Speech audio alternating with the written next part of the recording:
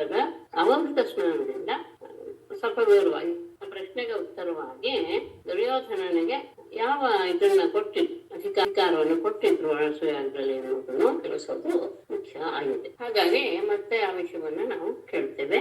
ಅಜಾತಶತ್ರು ಧರ್ಮರಾಜ ಅಂತಹ ರಾಜಸೂಯ ಯಾಗವನ್ನ ನೋಡಿ ಪರೀಕ್ಷಿತ ಹೇಳುವಂತಹ ಮಾತು, ಎಲ್ಲರಿಗೂ ಬಂದಂತಹ ಸಮಸ್ತರಿಗೂ ಒಬ್ಬರನ್ನು ಬಿಡದೆ ದುರ್ಯೋಧನನೊಬ್ಬರನ್ನು ಬಿಟ್ಟು ಅಂತ ಹೇಳ್ತಾರೆ. ರಾಜರಿಗೆ, ಋಷಿಗಳಿಗೆ, ದೇವತೆಗಳಿಗೆ ಎಲ್ಲರಿಗೂ ಸಂತೋಷವಾಯಿತು, ದುರ್ಯೋಧನ ಒಬ್ಬನಿಗೆ ಮಾತ್ರ ಸಂತೋಷವಾಗಲಿಲ್ಲ ಅನ್ನೋದು ನಿಮ್ಮಿಂದ ಗೊತ್ತಾಯ್ತು. ಅದಕ್ಕೆ ಕಾರಣ ಏನು ಅಂತ ಕೇಳಿದಾಗ ಶುಕರು ಹೇಳ್ತಾರೆ, ನಿನ್ನೆ ಅಜ್ಜ ನಡೆಸಿದ ರಾಜ್ಯ ಸೂಯದಲ್ಲಿ ಆತನ ಬಂಧುಗಳು ಎಲ್ಲರೂ ಮತ್ತೆ ವಶ ಕೆಲವು ಸೇವಾ ಕಾರ್ಯಗಳಲ್ಲಿ ತಮ್ಮನ್ನ ತೊಡಗಿಸ್ಕೊಂಡಿದ್ರು. ತನ್ನ ಆಕಾಶನ ವ್ಯವಸ್ಥೆಗೆ ನಿಯುಕ್ತನಾಗಿದ್ದ ಸಹದೇವ ಅತಿಥಿ ಸತ್ಕಾರದಲ್ಲಿ ನಕಲ ಸಾಮಗ್ರಿಗಳನ್ನ ತಂದು ಒದಗಿಸುವುದರಲ್ಲಿ, ಅರ್ಜುನ ಗುರುಹಿರ ಸೇವೆಯಲ್ಲಿ, ಕೃಷ್ಣ ಬಂದಂತಹ ಅತಿಥಿಗಳ ಪಾದ ತೊಳೆಯುವಂತಹ ಕೆಲಸ, ದ್ರೌಪದಿ ಅಡಿಗೆಯನ್ನು ಬಡಿಸುವಂತಹ ಕೆಲಸ, ಮತ್ತೆ ಉದಾರ ಮನಸ್ಸಿನ ಕರ್ಣ ದಾನ ಕಾರ್ಯದಲ್ಲಿ ತೊಡಗಿದ್ದ. ಅಷ್ಟೇ ಅಲ್ಲ, ಇನ್ನೂ ಕೆಲವರು ಸಾತ್ವಿಕಿ, ಧೃತರಾಷ್ಟ್ರ ಮಗ ವಿಕರ್ಣ ಇತ್ಯಾದಿ ಎಲ್ಲರೂ ಸಹ, ವಿದುರನು ಸಹ ಎಲ್ಲರೂ ತಾವು ಈ ರೀತಿಯ ಕೆಲಸ ಮಾಡಿದ್ರೆ ಧರ್ಮರಾಜನಿಗೆ ಸಂತೋಷವಾಗುತ್ತೆ ಎನ್ನುವಂತಹ ಮನೋಭಾವವನ್ನು ಹೊಂದಿ ಅವನಿಗೆ ಸಂತೋಷವಾದ್ರೆ ಇವರಿಗೂ ಸಂತೋಷವಾಗುತ್ತೆ. ಅದು ತುಂಬಾ ಬಹಳ ಮುಖ್ಯವಾದದ್ದು. ಅವನಿಗೆ ಸಂತೋಷ ಕೊಡೋದು ಯಾಕೆ ಅಂದ್ರೆ ಅವನು ಸಂತೋಷ ಕೊಟ್ಟರೆ ಇವನು ಸಹ ಸಂತೋಷ ಪಡ್ತೀವಿ. ಇದೆಲ್ಲ ಸ್ವಲ್ಪ ಗಮನಿಸಿದ್ರೆ ಆನಂದ ಸ್ವರೂಪ ಪರಮಾತ್ಮ ಎನ್ನುವುದು ಈ ತರದಲ್ಲೆಲ್ಲ ಗೊತ್ತಾಗುತ್ತೆ. ಅದಕ್ಕೆ ಇನ್ನೊಬ್ಬರಿಗೆ ನಾವು ಏನಾದ್ರೂ ಅವರು ಸಂತೋಷ ಪಟ್ಟಾಗ ನಮ್ಮ ಮನಸ್ಸು ಆನಂದ ಪಡುತ್ತೆ. ಯಾಕೆ ಅಂದ್ರೆ ಆ ಸಂತೋಷ ಎನ್ನುವುದೇ ನಮ್ಮ ನಿಜವಾದ ಸ್ವರೂಪ ಆದ್ದರಿಂದ, ಆನಂದ ಎನ್ನುವುದೇ ನಮ್ಮ ನಿಜವಾದ ಸ್ವರೂಪ ಆದ್ದರಿಂದ ಅದು ಅಲ್ಲಿ ಕಂಡಾಗ ನಮಗೂ ಆಗುತ್ತೆ ಎನ್ನುವುದು ಆ ಸಂದರ್ಭದಲ್ಲಿ ನಮಗೆ ಅದರ ಅರಿವು ಚೆನ್ನಾಗಿ ಆಗುತ್ತೆ. ವಿಶೇಷ ಯಾಕೆ ಆಗ್ಬೇಕು ಅಂದ್ರೆ ಇದೇ ಕಾರಣ, ಅದು ಮನಸ್ಸಿಗೆ ಬರ್ಲಿ ಅನ್ನೋ ತಕ್ಷಣ ಹೇಳಿದೆ. ಮತ್ತೆ ಇಂತಹ ಇದರಲ್ಲಿ ಎಲ್ಲರೂ ಸಹ ತಮ್ಮ ತಮ್ಮ ಕೆಲಸಗಳಲ್ಲಿ ತೊಡಗಿದ್ರು, ಬಂದಂತಹ ಹತ್ತಿದ್ರು. ಎಲ್ಲರಿಗೂ ಸಹ ಒಳ್ಳೆಯ ಯೋಗ್ಯ ರೀತಿಯಲ್ಲಿ ಅವರನ್ನ ಒಳ್ಳೆಯ ಮಾತುಗಳಿಂದ, ಪೂಜಾದಿಗಳಿಂದ, ದಕ್ಷಿಣಾದಿಗಳಿಂದ ಸಂತೋಷಪಡಿಸಿ ಚೈತ್ಯನೂ ಸಹ ಪರಮಾತ್ಮನ ಪಾದಗಳನ್ನು ಸೇರಿದ. ಆಮೇಲೆ ಎಲ್ಲರೂ ಅವೃತ ಸ್ನಾನಕ್ಕೆ ಗಂಗೆಗೆ ಹೊರಡುವಾಗ ಹೇಗೆ ಇತ್ತು ಅನ್ನೋದು ಕೇಳಿ ಆಗಿದೆ. ಮತ್ತೆ ಅದನ್ನು ಹೇಳುವ ಅವಶ್ಯಕತೆ ಇಲ್ಲ ಅಂತ ನಾನು ಭಾವಿಸ್ತೇನೆ. ಎಲ್ಲರೂ ಹೊರಟು, ಯಾರು ಒಬ್ರು ಇಲ್ಲ ಅನ್ನೋದಿಲ್ಲ. ಪ್ರತಿಯೊಬ್ಬರು ಬಂದವರೆಲ್ಲರೂ ಸಹ, ಯಾವ ರಾಜ್ಯಕ್ಕೆ ಮಾತ್ರ ಬಂದವರು ಹೊರಟು ಹೋದ್ರು. ಉಳಿದ ಯಾರ್ಯಾರು ಅರಮನೆಯಲ್ಲಿದ್ರು ಪ್ರತಿಯೊಬ್ಬರೂ ಸಹ ರಾಜನ ಜೊತೆಗೆ ಅವೃತ ಸ್ನಾನಕ್ಕೆ ಬಂದರು. ಆ ಸಂದರ್ಭದಲ್ಲಿ ಯಜ್ಞದ ಸದಸ್ಯರು, ವೃತ್ತಿಜರು, ಬಹಳ ಬ್ರಾಹ್ಮಣ ಶ್ರೇಷ್ಠರು ಎಲ್ಲರೂ ಸಹ ಜೋರಾಗಿ ಮಂತ್ರಗಳನ್ನೆಲ್ಲ ಹೇಳ್ತಾ ಶುಭವನ್ನ ಹಾರೈಸ್ತಾ ಇದ್ರು. ದೇವತೆಗಳು, ಋಷಿಗಳು, ಪಿತೃಗಳು, ಗಂಧರ್ವರು ಎಲ್ಲರೂ ಸಹ ಹೋಮಳೆಗೆರಿತಾ ಇದ್ದಾರೆ, ಯುಧಿಷ್ಠಿರನನ್ನು ಹೊರಡ್ತಾ ಇದ್ದಾರೆ. ಎಲ್ಲ ನರನಾರಿಯರು ಸಹ ಓಕಳಿ ಮಂಗಳ ದ್ರವ್ಯ ಅದನ್ನ ಪರಸ್ಪರ ಕೊಡ್ತಾ ಆನಂದದಿಂದ ಹೋಗ್ತಾ ಇದ್ದಾರೆ. ಇಂತಹ ಸಂದರ್ಭದಲ್ಲಿ ಅವೃತ ಸ್ನಾನಗಳಲ್ಲಿ ದೇವತೆಗಳು ತಮ್ಮ ಪತ್ನಿಯ ಜೊತೆಗೆ ಬಂದಿದ್ರಂತೆ. ಅವರು ಹೇಗೆ ಬಂದಿದ್ರು ಹಾಗೆ ಇಂದ್ರಪ್ರಸ್ಥದ ರಾಜನ ಮಹಿಷಿಯರು ಸಹ ಸೈನಿಕರಿಂದ ರಕ್ಷಿಸಲ್ಪಟ್ಟಂತವರಾಗೆ ಪಲ್ಲಕ್ಕಿಗಳಲ್ಲಿ ಬಂದಿದ್ದರು. ಆ ಸಂದರ್ಭದಲ್ಲಿ ಪರಸ್ಪರ ನಿನಾದವಾಗಿ ಎಲ್ಲರೂ ವ್ಯವಹಾರ ಮಾಡ್ತಾ ಇದ್ರು. ಅವರನ್ನ ನೋಡಿ ಎಲ್ಲರಿಗೂ ಸಹ ಒಂದು ರೀತಿಯ ಶೋಭೆಯ ಭಾವ ಉಂಟಾಯಿತು. ಅಂತಹ ಸ್ತ್ರೀಯರನ್ನು ನೋಡಿ ಅನ್ನೋದು ವಿಶೇಷ ಅಷ್ಟೇ. ಆಮೇಲೆ ಮಹಾರಾಜ ಯುಧಿಷ್ಠಿರ ದ್ರೌಪದಿಯ ಜೊತೆಗೆ ಪತ್ನಿ ಸಂಯಾಗ ಎನ್ನುವಂತಹ ಒಂದು ಯಾಗವನ್ನ, ಅಲ್ಲಿ ಹೋಮದ ವಿಶೇಷ ಅವೃತ ಸ್ನಾನಕ್ಕೆ ಮೊದಲು ನಡೆಯುವಂತಹ ಹೋಮ ಅದನ್ನ ಮಾಡಿಸಿ ಬಳಿಕ ಯಜ್ಞಾಂಗದ ಕ್ರಿಯೆಯಿಂದ ಕೂಡಿದಂತಹ ರಾಜಸೂಯೆ ಯಾಗವೇ ಈಗ ಬಂದಿದೆಯೋ ಮೂರ್ತಿಮತ್ತಾಗಿ ಎನ್ನುವ ಹಾಗೆ ಯುಧಿಷ್ಠಿರ ಕಂಗೊಳಿಸಿದ. ಎಲ್ಲವೂ ಸಹ ಆದ್ಮೇಲೆ ಅವೃತ ಸ್ನಾನಕ್ಕೆ ಸಂಬಂಧಪಟ್ಟಂತಹ ಮೊದಲನೇ ಕ್ರಿಯೆಗಳೆಲ್ಲ ಆದ್ಮೇಲೆ ಮಾಡಿ ದ್ರೌಪದಿಯವರನ್ನೇ ಗಂಗಾನದಿಯಲ್ಲಿ ಇಳಿದಾಗ ಪ್ರತಿಯೊಬ್ಬರೂ ಸಹ ಆತನಿಗೆ ಹುಚ್ಚಿದರು ಕುಂಭದಿಂದ ಆತನಿಗೆ ಸ್ನಾನ ಮಾಡಿಸಿದ್ರು. ಆಗ ಎಲ್ಲರೂ ವಾದ್ಯಗಳನ್ನ ಮೊಳಗೆ ತಮ್ಮ ಸಂತೋಷವನ್ನು ವ್ಯಕ್ತಪಡಿಸಿದರು. ಇಂತಹ ಕ್ರಿಯೆ ಅದ್ಭುತವಾದದ್ದು, ಅಪೂರ್ವವಾದದ್ದು ಎನ್ನುವಂತಹ ಭಾವನೆಯನ್ನು ಆಮೇಲೆ ಅವ್ರದ್ದು ಆದ್ಮೇಲೆ ಪ್ರತಿಯೊಬ್ಬರೂ ಸಹ ಬೇರೆ ಬೇರೆ ವರ್ಣ ಆಶ್ರಮ ಧರ್ಮದಲ್ಲಿರತಕ್ಕಂತಹ ಎಲ್ಲರೂ ಸಹ ಆ ಗಂಗಾ ನದಿಯ ಅವೃತ ಉದಕದಲ್ಲಿ ಎಲ್ಲರೂ ಸ್ನಾನ ಮಾಡಿದ್ರು. ದ್ರೌಪದಿಯು ಸಹ ಸ್ನಾನ ಮಾಡ್ತಾ ತನ್ನ ಹಿಂದಿನ ಎಲ್ಲ ಪಾಪಗಳನ್ನು ಸಹ ಕಳ್ಕೊಂಡು ಬಿಡ್ತಾನೆ. ಅಂತಹ ಪವಿತ್ರವಾಗಿದ್ದಾದ್ರಿಂದ ಪ್ರತಿಯೊಬ್ಬರು ಒಂದವರೆಲ್ಲರೂ ಸಹ ಅವರಿಬ್ಬರದು ಸ್ನಾನ ಆದ್ಮೇಲೆ ಪ್ರತಿಪತ್ನಿ ಸ್ನಾನ ಆದ್ಮೇಲೆ ಅವರಿಬ್ಬರು ಎಲ್ಲರೂ ಸಹ ಸ್ನಾನ ಮಾಡಿ ಬಳಿಕ ಜ್ಯೇಷ್ಠರ ಒಳ್ಳೆಯ ಬಟ್ಟೆಯನ್ನ ಉಟ್ಟು ಅಲಂಕಾರದಿಂದ ಅಲಂಕೃತನಾಗಿ ನಾರಾಯಣನ ಸ್ಮರಣೆಯನ್ನು ಮಾಡ್ತಾ ಬಂದಂತಹ ತಮ್ಮ ಜೊತೆ ಬಂದಂತಹ ವ್ಯಕ್ತಿಗಳು, ಸದಸ್ಯರಾದ ವಿಪ್ರಾದಿಗಳು, ಬಂಧುಗಳು, ಜ್ಞಾತಿಗಳು ಎಲ್ಲ ಬಂದಿದ್ದ ಪ್ರತಿಯೊಬ್ಬರಿಗೂ ಸಹ ವಸ್ತ್ರಾಭರಣವನ್ನು ಕೊಟ್ಟು ವಿಶೇಷವಾಗಿ ಸತ್ಕಾರ ಮಾಡಿದ. ಬಂದವರು ಎಲ್ಲರೂ ಸಹ ಬಹಳ ಅದ್ಭುತವಾಗಿ ಅಲಂಕರಿಸಿಕೊಂಡಿದ್ರು ತಮ್ಮನ್ನ. ಪುರುಷರು ಹೌದು, ಸ್ತ್ರೀಯರು ಹೌದು, ಎಲ್ಲರೂ ದೇವತೆಗಳ ಹಾಗೆ ಶೋಭಿಸಿದ್ರು. ಮತ್ತೆ ಒಳ್ಳೆಯ ಶೀಲವಂತರಾದ ಋತ್ವಿಜರು, ವೇದ ಪಾಠಕರಾದ ಸದಸ್ಯರು, ಬ್ರಾಹ್ಮಣ, ಕ್ಷತ್ರಿಯ, ವೈಶ್ರುತರು, ರಾಜರು, ದೇವರ್ಷಿಗಳು, ಪಿತೃಭೂತ ಗಣಗಳು, ದೇವಗಣಗಳು, ಋಷಿಗಣಗಳು, ಪಿತೃಗಣಗಳು, ಭೂತಗಣಗಳು ಎಲ್ಲರೂ ಸಹ ಮತ್ತೆ ಪರಿವಾರ ಸಹಿತರಾದಂತಹ ಲೋಕಪಾಲರು ಎಲ್ಲರೂ ಬಂದಿದ್ರು. ಅವರೆಲ್ಲರೂ ಸಹ ಧರ್ಮರಾಜನಿಂದ ಸತ್ಕೃತಗೊಂಡು ತಮ್ಮ ತಮ್ಮ ಫಲಕ್ಕೆ ಎಲ್ಲರಿಗೂ ಸಹ ಕೃಷ್ಣನ ಪರಮಭಕ್ತನಾದಂತಹ ರಾಜರ್ಷಿಯಾದ ಯುಧಿಷ್ಠಿರನ ರಾಜಸೂಯಾಗದ ಮಹಾವೈಭವವನ್ನ ಎಷ್ಟು ಹೇಳಿದ್ರು ಸಹ ಅವರಿಗೆ ತೃಪ್ತಿನೇ ಆಗ್ತಿರ್ಲಿಲ್ಲ. ಮನುಷ್ಯನಿಗೆ ಅಮೃತ ಸಿಕ್ಕಿದಾಗ ಹೇಗೆ ಸಾಕು ಎನ್ನುವ ಭಾವ ಬರುತ್ತದೆ, ಅದು ತೃಪ್ತಿಯೇ ಬರುವುದಿಲ್ವೋ ಆ ರೀತಿಯಾಗಿ ಅವರ ಆನಂದ ಎಲ್ಲ ನೀಡಿತ್ತು.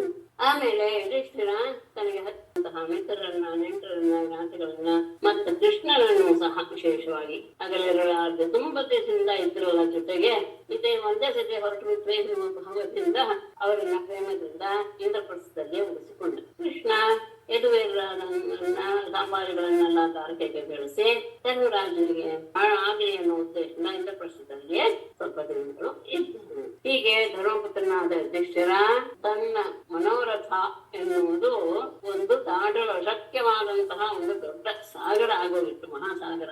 ಆ ಸಾಗರವನ್ನ ಅವನು ಕೃಷ್ಣನ ಸಹಾಯದಿಂದ ದಾಟಿ ನಿಶ್ಚಿಂತನಾದ. ಹೀಗಿರುವಾಗ ಒಂದಷ್ಟು ದಿನ ಕಳೆದಾಗ ಇನ್ನು ದುರ್ಯೋಧನಾದಿಗಳು ಇನ್ನೂ ಹೋಗಿಲ್ಲ, ಅಲ್ಲೇ ಇದ್ದಾರೆ. ಒಂದು ದಿನ ದುರ್ಯೋಧನ ಪರಮಾತ್ಮನ ಅಂತಃಪುರದ ಯಸ್ಮಿನ್ ನರೇಂದ್ರ ದಿತಿಜೇಂದ್ರ ಸುರೇಂದ್ರ ಲಕ್ಷ್ಮೀ ನಾನಾ ವಿಭಾಂತಿ ಕಿಲ ವಿಶ್ವಸೃಜೋಪಕೃತಾಃ ತಾವಿಃ ಪತೀಂ ಧ್ರುಪದರಾಜಸುತೋಪತಸ್ಥೆ ಯಸ್ಯಾಂ ವಿಷಕ್ತ ಹೃದಯಃ ಕುರುರಾಟ್ ಅತಪ್ಯತ್. ಯಸ್ಮಿನ್ ನರೇಂದ್ರ ದಿತಿಜೇಂದ್ರ ಸುರೇಂದ್ರ ಲಕ್ಷ್ಮೀ ನಾನಾ ವಿಭಾಂತಿ ವಿಶ್ವಸೃಜಾ ಅಪಕೃಪ್ತಾಃ ನಾನಾ ವಿಭಾಂತಿ ಅಂತ ತಗೊಳ್ಬಹುದು.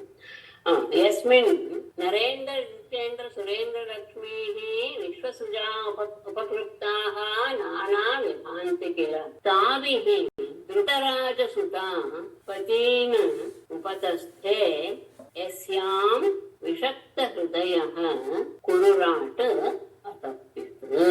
ಯಸ್ಮಿನ್ ಯಾವ ಆ ಸಭಾಭವನದಲ್ಲಿ ಅಥವಾ ಅಂತಃಪುರದಲ್ಲಿ ಯಾವುದು ನರೇಂದ್ರ ದಿತಿಜೇಂದ್ರ ಸುರೇಂದ್ರ ಲಕ್ಷ್ಮೀ.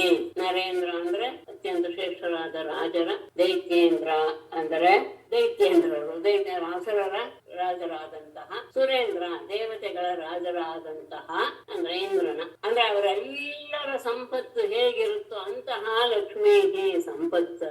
ಮತ್ತು ವಿಸರ್ಜ ಉಪಕೃಪ್ತಾಹ ಪಾಂಡವರಿಗೆ ಮಯನಿಂದ ನಿರ್ಮಿಸಿಕೊಟ್ಟಿದ್ದಂತಹ ನಾನಾ ಅನೇಕ ರೀತಿಯ ಸಂಪತ್ತುಗಳು, ಸಾಮಗ್ರಿಗಳು ವಿಭಾಂತಿ ಕಿಲ ಅಲ್ಲಿ ಎದ್ದು ಕಾಣಿಸ್ತಾ ಉತ್ತಮರಾದಂತಹ ರಾಜರ, ಅಸುರೇಂದ್ರರ, ದೇವೇಂದ್ರರ ಎಲ್ಲ ಸಂಪತ್ತು ಸಹ ಮಯ ನಿರ್ಮಿಸಿಕೊಟ್ಟಂತಹ ಆ ಸಭಾಂಗಣದಲ್ಲಿ ರಾಜಿಸ್ತಾ ಇತ್ತು.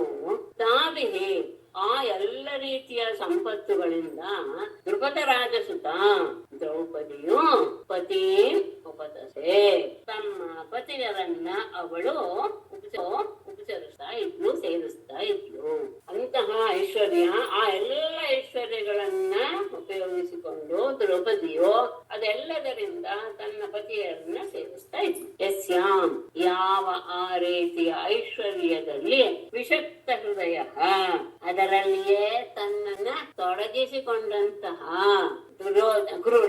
ದುರ್ಯೋಧನನು ತಪ್ಪಿದ್ದು ಬಹಳ ಸಂತಾಪಗೊಂಡು ಬಿಟ್ಟಿದ. ಇದೆಲ್ಲ ನೋಡ್ತಾ ಇದ್ದ.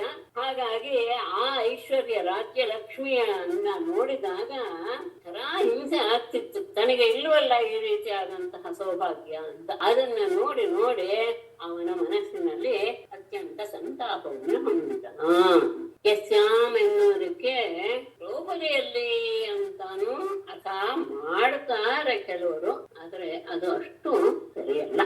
ಯಾಕೆಂದ್ರೆ ಇಲ್ಲಿ ಹೇಳಿರೋದು ಅವರ ಐಶ್ವರ್ಯ, ಇಷ್ಟು ಐಶ್ವರ್ಯ ಇದೆ ಅಲ್ಲಿ, ಎಂತದ್ದು ಮತ್ತೆ ಸಭಾಭವನ ಅಂತೂ ಮಯನೇ ನಿರ್ಮಿಸಿಕೊಟ್ಟಿದ್ದಾನೆ. ಅದರಲ್ಲಿ ಇವರೆಲ್ಲರ ಸಂಪತ್ತು ಸೇರಿದ್ರೆ ಹೆಂಗಿರುತ್ತೋ ಅಷ್ಟು ಭೋಗ ಸಾಮಗ್ರಿಗಳಿವೆ. ಆ ಭೋಗ ಸಾಮಗ್ರಿಗಳಿಂದ ದ್ರೌಪದಿ ತನ್ನ ಪತಿಯಂದಿರ ಸೇವೆಯನ್ನು ಮಾಡ್ತಾ ಇದ್ದಾಳೆ. ಇದೆಲ್ಲ ನೋಡಿದಾಗ ಐಶ್ವರ್ಯದ ಬಗ್ಗೆನೇ ಹೆಚ್ಚು ಏನು ತನಗಿಲ್ವಲ್ಲ ಎನ್ನುವಂತಹ ವೈಮನಸ್ಯ ಬಂದಿದ್ದರಿಂದ ದುರ್ಯೋಧನ ಪಟ್ಟ ಎನ್ನುವುದೇ ಸರಿ ಅಂತ ನನಗೆ ಅನ್ಸುತ್ತೆ. ಇಲ್ಲೂ ಸಹ ಹಾಗೆ ತಗೊಂಡಿದ್ದಾರೆ ಶ್ರೀಧರಿಯಲ್ಲೂ ಸಹ. ಯಸ್ಯಾಮ್ ಅನ್ನೋದಕ್ಕೆ ರಾಜಲಕ್ಷ್ಮ್ಯಾಮ್ ಎನ್ನುವಂತಹ ಅರ್ಥವನ್ನೇ ವಿಶೇಷವಾಗಿ ಮಾಡಿದ್ದಾರೆ ಎನ್ನುವುದು ಗಮನಿಸಬೇಕು. ಅದರಲ್ಲಿ ತಗೊಂಡಿಲ್ಲ ಒಂದು ಯಸ್ಯಾಮ್ ಎನ್ನುವ ಇದರಲ್ಲಿ ಕೆಳಗಿನ ಟಿಪ್ಪಣಿಯಲ್ಲಿ ಯಾಸ ಲಕ್ಷ್ಮೀಶು ಅಂತ ತಗೊಂಡಿದ್ದಾರೆ. ಅದೇ ಹೆಚ್ಚು. ಯಾಕೆಂದ್ರೆ ದ್ರೌಪದಿಯನ್ನು ನಾವು ಯಾವತ್ತ ಆ ರೀತಿಯ ಭಾವನೆಯಲ್ಲಿ ನೋಡಿದವನಲ್ಲ. ಭಾವ ಅವನಲ್ಲಿ ಎಲ್ಲೂ ಇಲ್ಲ. ಮಹಾಭಾರತದಲ್ಲಿ ಎಲ್ಲಿ ಯಾವ ಸಂದರ್ಭದಲ್ಲಿಯೂ ಸಹ ಅವನಿಗೆ ಆ ಥರದ ಭಾವನೆ ಇದ್ದೇ ಇದ್ದಿದ್ರಿಂದ ಅದು ಅನಿಸೋದಕ್ಕೆ ಸರಿಯಲ್ಲ, ಸರಿಯೂ ಅಲ್ಲ. ಆ ಭಾವ ಅವನಲ್ಲಿ ಇರ್ಲಿಲ್ಲ ಎಂದು ಒಮ್ಮೆಯೂ ಸಹ ಅದು ಎಲ್ಲೂ ಪ್ರಕಟವಾಗಿಲ್ಲವಾದ್ದರಿಂದ ಇಲ್ಲಿ ಆ ಐಶ್ವರ್ಯವೇ ಅವನಿಗೆ ಕಣ್ಣು ಕುಕ್ಕಿದ್ದಾದ್ರಿಂದ ಅದನ್ನ ನೋಡಿ ನೋಡಿ ನೋಡಿ ಮನಸ್ಸು ಸ್ವಲ್ಪ ಹಿಂಸೆ ಪಡಕ್ಕೆ ಶುರುವಾಯಿತು. ಸ್ವಲ್ಪ ಬೇಕಾದಷ್ಟು ಹಿಂಸೆ ಪಡಕ್ಕೆ ಶುರುವಾಯಿತು. ಮತ್ತೆ ಅಷ್ಟೇ ಅಲ್ಲ, ಅದೆಲ್ಲದರಿಂದ ಅವಳು ತನ್ನ ಪತಿಯರನ್ನ ಸೇವೆ ಮಾಡ್ತಿದ್ದಾಳೆ ಅಂತ ಸೌಭಾಗ್ಯ ತನಗಿರುವಲ್ಲ ಅನ್ನುವಂತಹ ಅದು ಹೆಚ್ಚು ಉಚಿತ ಅಂತ ನನಗೆ ಅನ್ಸುತ್ತೆ. ಇಲ್ಲೂ ಸಹ ಶ್ರೀಧರ್ಯದಲ್ಲಿಯೂ ಸಹ ಅದನ್ನೇನು ತಗೊಂಡಿಲ್ಲ, ಆದ್ರೆ ಕೆಳಗಡೆ ಟಿಪ್ಪಣಿಯಲ್ಲಿ ಯಸ್ಯಾಮ್ ಎನ್ನುವುದಕ್ಕೆ ಆ ಅರ್ಥವನ್ನೇ ಯಸ್ಮಿನ್ ತದಾ ಮಧುಪತೆ ಮಹಿಷಿ ಸಹಸ್ರಂ ಶೃಣೇಧರೇಣ ಶನಕೈಃ ಪಣದಂಘೃತೋಭಂ ಮಧ್ಯೆ ಸುಚಾರು ಕುಶ ಕುಂಕುಮ ಶೋಣಹಾರಂ ಶ್ರೀಮನ್ಮುಖಂ ಪ್ರಚಲ ಕುಂಡಲ ಕುಂತಲಾಢ್ಯಂ. ಅಷ್ಟೇ ಅಲ್ಲ, ಯಸ್ಮಿನ್ ಅಂದರೆ ಯಾವ ಆ ಅಂತಃಪುರದಲ್ಲಿ ಅಂದ್ರೆ ಮಯ ನಿರ್ಮಿಸಿದಂತಹ ಸಭಾಭವನದಲ್ಲಿ ತದಾ ಮಧುಪತೇಃ ಮಹಿಷೀ ಸಹಸ್ರಂ ಶೋಣೀಭರೇಣ ಶನಕೈಃ ಕ್ವಾಣದಂಘ್ರಿಶೋಭಂ ಮಧ್ಯೆ ಸುಚಾರು ಕುಶ ಕುಂಕುಮ ಶೋಣಹಾರಂ ಶ್ರೀಮನ್ಮುಖಂ ಪ್ರಚಲ ಕುಂಡಲ ಕುಂತಲಾಢ್ಯಂ. ಅಷ್ಟೇ ಅಲ್ಲ, ಯಸ್ಮಿನ್ ಯಾವ ಆ ಮಯ ನಿರ್ಮಿತವಾದ ಸಭೆಯಲ್ಲಿ ಅಥವಾ ಅಂತಃಪುರದಲ್ಲಿ ಮಧುಪತೆ ಕೃಷ್ಣನ ಮಹಿಷೀ ಸಹಸ್ರಂ ಸಾವಿರಾರು ಜನ ರಾಣಿಯರು ಶೋಣೀಭರೇಣ ನಿತಂಬಧಾರದಿಂದ ಶನಕೈಹಿ ಮೆಲ್ಲನೆ ಹೆಜ್ಜೆ ಇಡ್ತಾ ಇದ್ದಾರೆ. ಭಾರವಾದ್ದರಿಂದ ಜೋರಾಗಿ ಹೆಜ್ಜೆ ಇಡಕ್ಕೆ ಸಾಧ್ಯವಾಗುತ್ತೆ.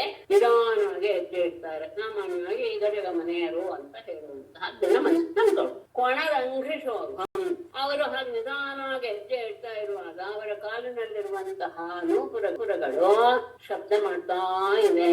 ಅಷ್ಟೇ ಅಲ್ಲ, ಸುಚಾರು ಕುಚ ಕುಂಕುಮ ಶೋಣಹಾರಂ ಸುಂದರವಾದ ಕುಚಗಳ ಕುಂಕುಮದಲ್ಲಿ ಸ್ತನಗಳ ಮೇಲೆ ಲೇಪಿಸಿದಂತಹ ಕುಂಕುಮಗಳಿಂದ ಕೆಂಪಾಗಿ ಕಾಣುತ್ತಿರುವಂತಹ ಹಾರ ಅಂದ್ರೆ ಮುತ್ತಿನ ಹಾರ.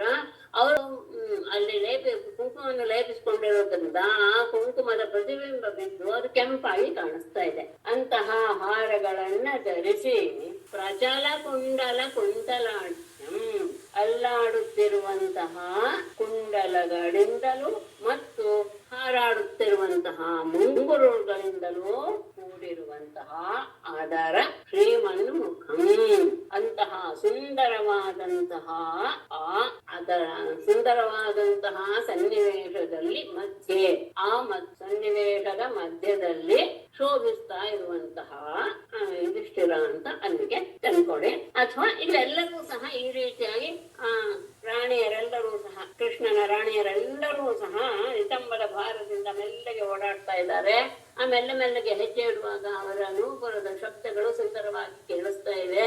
ಮತ್ತೆ ಅವರು ಎದೆ ಮೇಲೆ ಧರಿಸಿರುವಂತಹ ಮುತ್ತಿನ ಹಾರಗಳೆಲ್ಲವೂ ಸಹ ಸ್ತನಗಳ ಆ ಕುಂಕುಮ ಲೇಪನದ ಆ ಸೇರುವಿಕೆಯಿಂದ ಕೆಂಪುನ ಸೇರುವಿಕೆಯಿಂದ ಕೆಂಪಾಗಿ ಕಾಣಿಸ್ತಾ ಇದೆ. ಈ ಅಷ್ಟೇ ಅಲ್ಲ, ಅಲ್ಲಾಡ್ತಾ ಇರುವಂತಹ ಕುಂಡಲಗಳು ಮತ್ತು ಹಾರಾಡ್ತಾ ಇರುವಂತಹ ಮುಂಗರಳುಗಳು, ಇವುಗಳಿಂದ ಶ್ರೀಮನ್ಮುಖಂ ಸುಂದರವಾದಂತಹ ಮುಖ ಉಳ್ಳಂತ, ಯಾರೋ ಮಹಿಷಿ ಸಹಸ್ರಂ ಎನ್ನುವುದಕ್ಕೆ ಎಲ್ಲ ಅನ್ವಯ, ಇಂತಹ ಸುಂದರವಾದಂತಹ ಆ ರಾಣಿಯರೆಲ್ಲರೂ ಓಡಾಡ್ತಾ ಇದ್ದಾರೆ. ಇಂತಹ ಸಂದರ್ಭವನ್ನು ನೋಡಿ ಅವನ ಮನಸ್ಸಿನಲ್ಲಿ ಇನ್ನೂ ಅಸೂಯೆ ಎನ್ನುವುದು ಬಿಟ್ಟಾಯಿತು. ಹೀಗೆ ಆದಾಗ ಸಭಾಯಾಮಯ ಕೃಪ್ತಾಯಾಂ ಕ್ವಾಪಿ ಧರ್ಮ ಸುತೋಧಿರಾಟ್ ಮೃತೋ ಅನುಜೈಃ ಬಂಧುಭಿಶ್ಚ ಕೃಷ್ಣೇನಾಪಿ ಸ್ವಚಕ್ಷುಷಾ ಮಯಕೃಪ್ತಾಯಾಂ ಸಭಾಯಾಂ ಕ್ವಾಪಿ ಅಧಿರಾಟ್ ಧರ್ಮಸುತಃ ಅನುಜೈಃ ಬಂಧುಭಿಃ ಸ್ವಚಕ್ಷುಷಾ ಕೃಷ್ಣೇನಾಪಿ ವೃತಃ ಆಸೇನಃ ಕಾಂಚನೆ ಸಾಕ್ಷಾತ್ ಆಸನೆ ಮಘವಾನಿವ ಪಾರಮೇಷ್ಠ ಶ್ರಿಯಾಜುಷ್ಟಃ ಸೋಯಮಾನಶ್ಚ ವಂದಿಭಿಃ. ಕಾಂಚನೆ ಆಸೀನಃ ಆಸನೆ ಸಾಕ್ಷಾತ್ ಮಘವಾನಿವ ಪಾರಮೇಷ್ಠ ಶ್ರಿಯಾಜುಷ್ಟಃ ಸ್ತೂಯಮಾನಶ್ಚ ವಂದಿಭಿಃ ಸ್ತೂಯಮಾನಶ್ಚ. ಮಯಕೃಪ್ತಾಯ ಮಯನಿಂದನಲ್ಲಿಸವಾದಂತಹ ಸಭಾಯಾಮ ಸಭೆಯಲ್ಲಿ ಕ್ವಾಪಿ ಒಂದು ಪಾರ್ಶ್ವದಲ್ಲಿ ಅಧಿರಾಟ್ ಚಕ್ರವರ್ತಿಯಾದಂತಹ ಧರ್ಮಸುತಃ ಧರ್ಮರಾಜನು ಯುಧಿಷ್ಠಿರನು ಅನುಜೈಗೆ ತಮ್ಮಂದಿರಿಂದಲೂ ಬಂಧುಗಳಿಂದಲೂ ಅಷ್ಟೇ ಅಲ್ಲ ಸ್ವಚಕ್ಷುಷ ಕೃಷ್ಣೇನ ತನ್ನ ಕಣ್ಣೇ ಆಗಿರುವಂತಹ ಕೃಷ್ಣನಿಂದಲೂ ಸಹ ವೃತಃ ಕೂಡಿದವನಾಗಿ ಕಾಂಚನೆ ಆಸೀನಃ ಹೇಮಮಯವಾದಂತಹ ಸಿಂಹಾಸನದಲ್ಲಿ ಕುಳಿತಿದ್ದ ಹೇಗಿದ್ದಾನೆ ಸಾಕ್ಷಾತ್ ಆಸನೆ ಮಘವಾನ ಸಿಂಹಾಸನದಲ್ಲಿ ಸ್ವರ್ಣ ಸಿಂಹಾಸನದಲ್ಲಿ ಕುಳಿತಂತಹ ದೇವೇಂದ್ರನ ಹಾಗೆ ಶೋಭಿಸ್ತಾ ಇದ್ದಾನೆ. ಅಷ್ಟೇ ಇಲ್ಲ ಪಾರಮೇಷ್ಠ್ಯ ಕ್ರಿಯಾ ಎಲ್ಲ ರಾಜ್ಯದ ಲಕ್ಷ್ಮಿಯ ಇಂದ ಕೂಡಿದವನಾಗಿ ರಾಜ್ಯ ಲಕ್ಷ್ಮಿಯ ಐಶ್ವರ್ಯದಿಂದ ಸಂಪತ್ತಿನಿಂದ ಕೂಡಿದವನಾಗಿ ವಂದಿಭಿಃ ಸ್ತೂಯಮಾನಶ್ಚ ವಂದಿ ಮಾಗದರಿಂದ ಸ್ತುತಿಸಲ್ಪಡುವವನಾಗಿ ಒಮ್ಮೆ ಸಿಂಹಾಸನದಲ್ಲಿ ಅವನು ಕುಳಿತಿದ್ದ. ಎಲ್ಲರೂ ಇದ್ದಾರೆ, ಅನುಜರು, ತಮ್ಮಂದಿರು, ಬಂಧುಗಳು, ತನ್ನ ಕಣ್ಣೇ ಆದಂತಹ ಕೃಷ್ಣನೂ ಇದ್ದಾನೆ. ಹೀಗೆ ಇದ್ದಾಗ ಅವನು ಸಿಂಹಾಸನ ಮೇಲೆ ಕುಳಿತಿದ್ದು ಹೇಗಿತ್ತು ಅಂದ್ರೆ ಸ್ವರ್ಣ ಸಿಂಹಾಸನದಲ್ಲಿ ಕುಳಿತಿರುವಂತಹ ದೇವೇಂದ್ರನ ಹಾಗೆ ಶೋಭಿಸ್ತಾ ಇದ್ದ. ಅಷ್ಟೇ ಇಲ್ಲ, ಎಲ್ಲ ಬ್ರಹ್ಮನ ಐಶ್ವರ್ಯಕ್ಕೆ ಸರಿಸಮಾನವಾದಂತಹ ಸಂಪತ್ತಿನಿಂದ ಅದು ಕೂಡಿತ್ತು ಆ ಸಭೆ. ಅಷ್ಟೇ ಇಲ್ಲ, ಅಲ್ಲಿ ಒಂದೇ ಮಾಗದರೆಲ್ಲರೂ ಸಹ ಆತನನ್ನ ಸ್ತುತಿಸ್ತಾ ಇದ್ರು. ಆ ಸಂದರ್ಭದಲ್ಲಿ ತತ್ರ ದುರ್ಯೋಧನೋ ಮಾನಿ ಪರೀತೋ ಭ್ರಾತೃಭಿರ್ನೃಪ ಕಿರೀಟಮಾಲಿನ್ಯ ವಿಶತ್ ಅಸಿಹಸ್ತಃ ಕ್ಷಿಪಣ್ ವೃಷಾಂ ತತ್ರ ಮಾನಿ ನೃಪ ನೃಪ ತತ್ರ ಮಾನಿ ದುರ್ಯೋಧನಃ ಭ್ರಾತೃಭಿಃ ಪರೀತಃ ಕಿರೀಟಮಾಲಿ ಅಸಿಹಸ್ತಃ ವೃಷಾ ಕ್ಷಿಪನ್ ನ್ಯವಿಷತ್. ನೃಪರಾಜನೇ ತತ್ರ ಆ ಸಂದರ್ಭದಲ್ಲಿ ಮಾನಿ ಅತ್ಯಂತ ದುರಹಂಕಾರಿಯಾದಂತಹ ದುರ್ಯೋಧನನು ಭ್ರಾತೃಭಿಃ ಪರೀತಃ ತನ್ನ ತಮ್ಮಂದಿರ ಜೊತೆಗೆ ಕೂಡಿಕೊಂಡವನಿಗೆ ಕಿರೀಟವನ್ನ ಧರಿಸಿ ಅಸಿಹಸ್ತಃ ಕೈಯಲ್ಲಿ ಖಡ್ಗವನ್ನು ಹಿಡಿದುಕೊಂಡು ವೃಷಾ ಕ್ಷಿಪನ್ ಕೋಪದಿಂದ ಅಲ್ಲಿರುವಂತಹ ಎಲ್ಲ ಸೇವಕರನ್ನೆಲ್ಲ ಗದರಿಸ್ತಾ ನೆಲಿಷತ್ ಸಭೆಯನ್ನು ಪ್ರವೇಶ ಮಾಡಿದ. ಅದು ಅವನ ವ್ಯವಹಾರದಲ್ಲಿಯೇ ಅವನಿಗೆ ಇಲ್ಲಿ ಅಸಹನೆ ಆಗ್ತಾ ಇದೆ ಈ ಸಂಪತ್ತನ್ನೆಲ್ಲ ನೋಡಿ ಅನ್ನೋದು ಗೊತ್ತಾಗುವ ಹಾಗೆಯೇ ಇಟ್ಟಿತ್ತು. ಹಾಗೆ ಅವನು ಮಹಾ ದುರಹಂಕಾರಿಯಾಗಿ ಅವನು ಪ್ರವೇಶ ಮಾಡಿದ. ಕೈಯಲ್ಲಿ ಕಟ್ಟ ಹಿಡ್ಕೊಂಡಿದ್ದಾನೆ, ಕಿರೀಟವನ್ನು ಧರಿಸಿದ್ದಾನೆ, ತಮ್ಮಂದರ ಜೊತೆಗೆ ಕೂಡಿಕೊಂಡು ಬಂದವರ ಎದುರಿಗೆ ಸಿಕ್ಕಿದಂತಹ ಸೇವಕರನ್ನೆಲ್ಲ ಗದರಿಸ್ತಾ ಸಭೆಯನ್ನು ಪ್ರವೇಶ ಮಾಡಿದಂತಹ ಸಂದರ್ಭದಲ್ಲಿ ಸ್ಥಳೇ ಅಭಿವೃಣ್ಣಾತ್ವಸ್ತ್ರಾಂತಂ ಜಲಂ ಮತ್ವಾ ಸ್ಥಳೇ ಅವತತ್ ಜಲೇ ಚ ಸ್ಥಳವದ್ಭ್ರಾಂತ್ಯ ಮಯಮಾಯಾ ವಿಮೋಹಿತಃ ಸ್ಥಳೇ ಜಲಂ ಮತ್ವಾ ವಸ್ತ್ರಾಂತಂ ಅಭ್ಯಗೃಣಾತ್ ಸ್ಥಳೇ ಅಪತತ್ ಜಲೇ ಚ ಸ್ಥಳವತ್ ಭ್ರಾಂತ್ಯ ಅಪತತ್.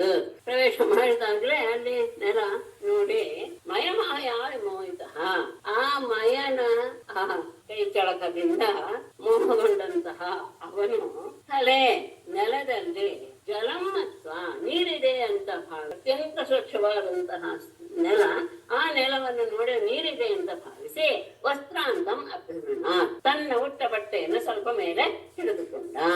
ಅಷ್ಟೇ ಇಲ್ಲ, ಸ್ಥಳೇ ಜಲೇಚ ಸ್ಥಳವದ್ ಭ್ರಾಂತ್ಯ ಜಲೆ ನೀರಿನಲ್ಲಿ ಸ್ಥಳವದ್ ಭ್ರಾಂತ್ಯ ಎಂಬಿ ಭ್ರಮೆಯನ್ನು ಹೊಂದೆ ತಲೆ ಅಪತತ್ ಭೂಮಿಯಲ್ಲಿ ಬಿದ್ದ. ಆಹಾ, ತಪ್ಪಾಯ್ತು ಅನ್ಕೊಳ್ತೀನಿ. ವಸ್ತ್ರಾಂತಂ ಅಭ್ಯಗೃಣಾತ್ ಸ್ಥಳೇ ಅಪತತ್. ಜಲೇ ಚ ಸ್ಥಳವತ್ ಭ್ರಾಂತ್ಯ, ಸ್ಥಳವತ್ ಭ್ರಾಂತ್ಯ ಜಲೇ ಅಪತತ್. ಕ್ಷಮಿಸಿ, ಸ್ವಲ್ಪ ಅನ್ಕೊಳ್ತೀನಿ. ನೆಲವನ್ನು ನೋಡಿ ನೀರುವಂತಹ ಜಲಂ ಮತ್ತು ವಸ್ತ್ರಾಂತಂ ಅಭ್ಯಗೃಣ, ತನ್ನ ಬಟ್ಟೆಯ ತುದಿಯನ್ನ ತೆಗೆದುಕೊಂಡ, ಅದು ಸ್ಥಳ ಆಗಿತ್ತು, ಅಲ್ಲಿ ಅಪತತ್ ಬಿದ್ದ ಅಂದ್ರೆ ಗಾಳಿ. ಹಾಗೇನೆ ಸ್ಥಳವತ್ ಭ್ರಾಂತ್ಯ ಸ್ಥಳವತ್ ಜಲೇಚ ಅಪತತ್. ಹಾಗೇನೆ ಸರಿಯಾದ ನೆಲ ಅಂತ ತಿಳಿದುಕೊಂಡು ನೀರಿರುವ ಜಾಗ ಆಗಿತ್ತು, ಆ ಮೋಹಗೊಂಡು ಅಲ್ಲವನು ಬಿದ್ದ. ಆ ಸಂದರ್ಭದಲ್ಲಿ ಜಹಾಸ ಭೀಮಸ್ತಂ ದೃಷ್ಟ, ಗಮನಿಸ್ಕೊಳ್ಬೇಕು, ಇಲ್ಲಿ ಎಲ್ಲೂ ದ್ರೌಪದಿ ನಕ್ಕಿದ ವಿಷಯ ಇಲ್ಲ. ಸ್ತ್ರೀಯೋ ನೃಪತಯೋ ಪರೇ ನಿವಾರ್ಯಮಾಣ ಅಪ್ಯಂಗ ರಾಜ್ಞಾ ಕೃಷ್ಣಾನುಮೋದಿತಾ. ತಂ ದೃಷ್ಟ್ವಾ ಭೀಮಃ ಜಹಾಸ ಸ್ತ್ರೀಯಃ ಅಪರೇ ನೃಪತಯಃ ಜಹುಹು ಅಂತ ತಗೊಳ್ಬೇಕು. ಅಷ್ಟೇ ಅಲ್ಲ, ಅಂಗ ರಾಜ್ಞಾ ನಿವಾರ್ಯಮಾಣಾಃ ವಿ ಕೃಷ್ಣಾನುಮೋದಿತಾಃ ಜಹಸುಹು. ಆ ಸಂದರ್ಭದಲ್ಲಿ ತಂ ದೃಷ್ಟ, ಹಾಗೆ ಕೆಳಗೆ ಬಿದ್ದಂತಹ ದುರ್ಯೋಧನನ್ನು ನೋಡಿ ಭೀಮಃ ಜಹಾಸ, ಭೀಮ ದೂರಾಗಿ ನಕ್ಕ. ಅಷ್ಟೇ ಅಲ್ಲ, ಅಂಗ ಪರೀಕ್ಷಿತನೇ ಸ್ತ್ರೀಯ ಅಪರೇ ನೃಪತಯ, ಅಲ್ಲಿ ನೆರೆದಂತಹ ಸ್ತ್ರೀಯರು ಮತ್ತೆ ಉಳಿದ ರಾಜರುಗಳು ಸಹ ಜಹಸುಹು ನಕ್ಕರು. ಆ ಸಂದರ್ಭದಲ್ಲಿ ಅಂದ್ರೆ ನಗ್ತಾ ಇದ್ದಾರೆ. ರಾಜ್ಞಾ ನಿವಾರ್ಯಮಾಣ ಅಪಿ, ಧರ್ಮರಾಜ ಹಾಗೆ ನಗಬೇಡಿ ಅಂತ ನಿವಾರಣೆ ಮಾಡ್ತಾ ಇದ್ರು ಸಹ, ತಡಿತಾ ಇದ್ರೂ ಸಹ ಕೃಷ್ಣಾನುಮೋದಿತ, ಕೃಷ್ಣನಿಂದ ಒಪ್ಪಿಗೆ ತಗೊಂಡವರಿಗೆ, ಅಂದ್ರೆ ಆತನ ಮುಖಭಾವ, ಆತನ ಸನ್ನೆ ಹಾಗೆ ಇತ್ತು. ಹಾಗಾಗಿ ಅವನಿಂದ ಒಪ್ಪಿಗೆ ಸಿಕ್ಕಂತಹ ಉಳಿದವರೆಲ್ಲರೂ ಸಹ ನಗೋದಕ್ಕೆ ಶುರು ಮಾಡಿದ್ರು. ಸಹಜವಾಗಿ ಭೀಮ ಜೋರಾಗಿ ನಕ್ಕ, ಅವನಿಗೆ ಮೊದಲಿನ ದ್ವೇಷ ಅನ್ನೋದು ಇತ್ತೇ ಇತ್ತು, ಸಹಜವಾದಂತಹ ಪ್ರಕ್ರಿಯೆ. ಅಷ್ಟೇ ಎಲ್ಲ ಅಲ್ಲಿರುವಂತಹ ಸ್ತ್ರೀಯರು ರಾಜರು ಸಹ ನಕ್ಕರು. ಆಗ ರಾಜ ಧರ್ಮರಾಜ ಅವರನ್ನೆಲ್ಲ ತಡೆದ, ನಗಬೇಡಿ ಅಂತ.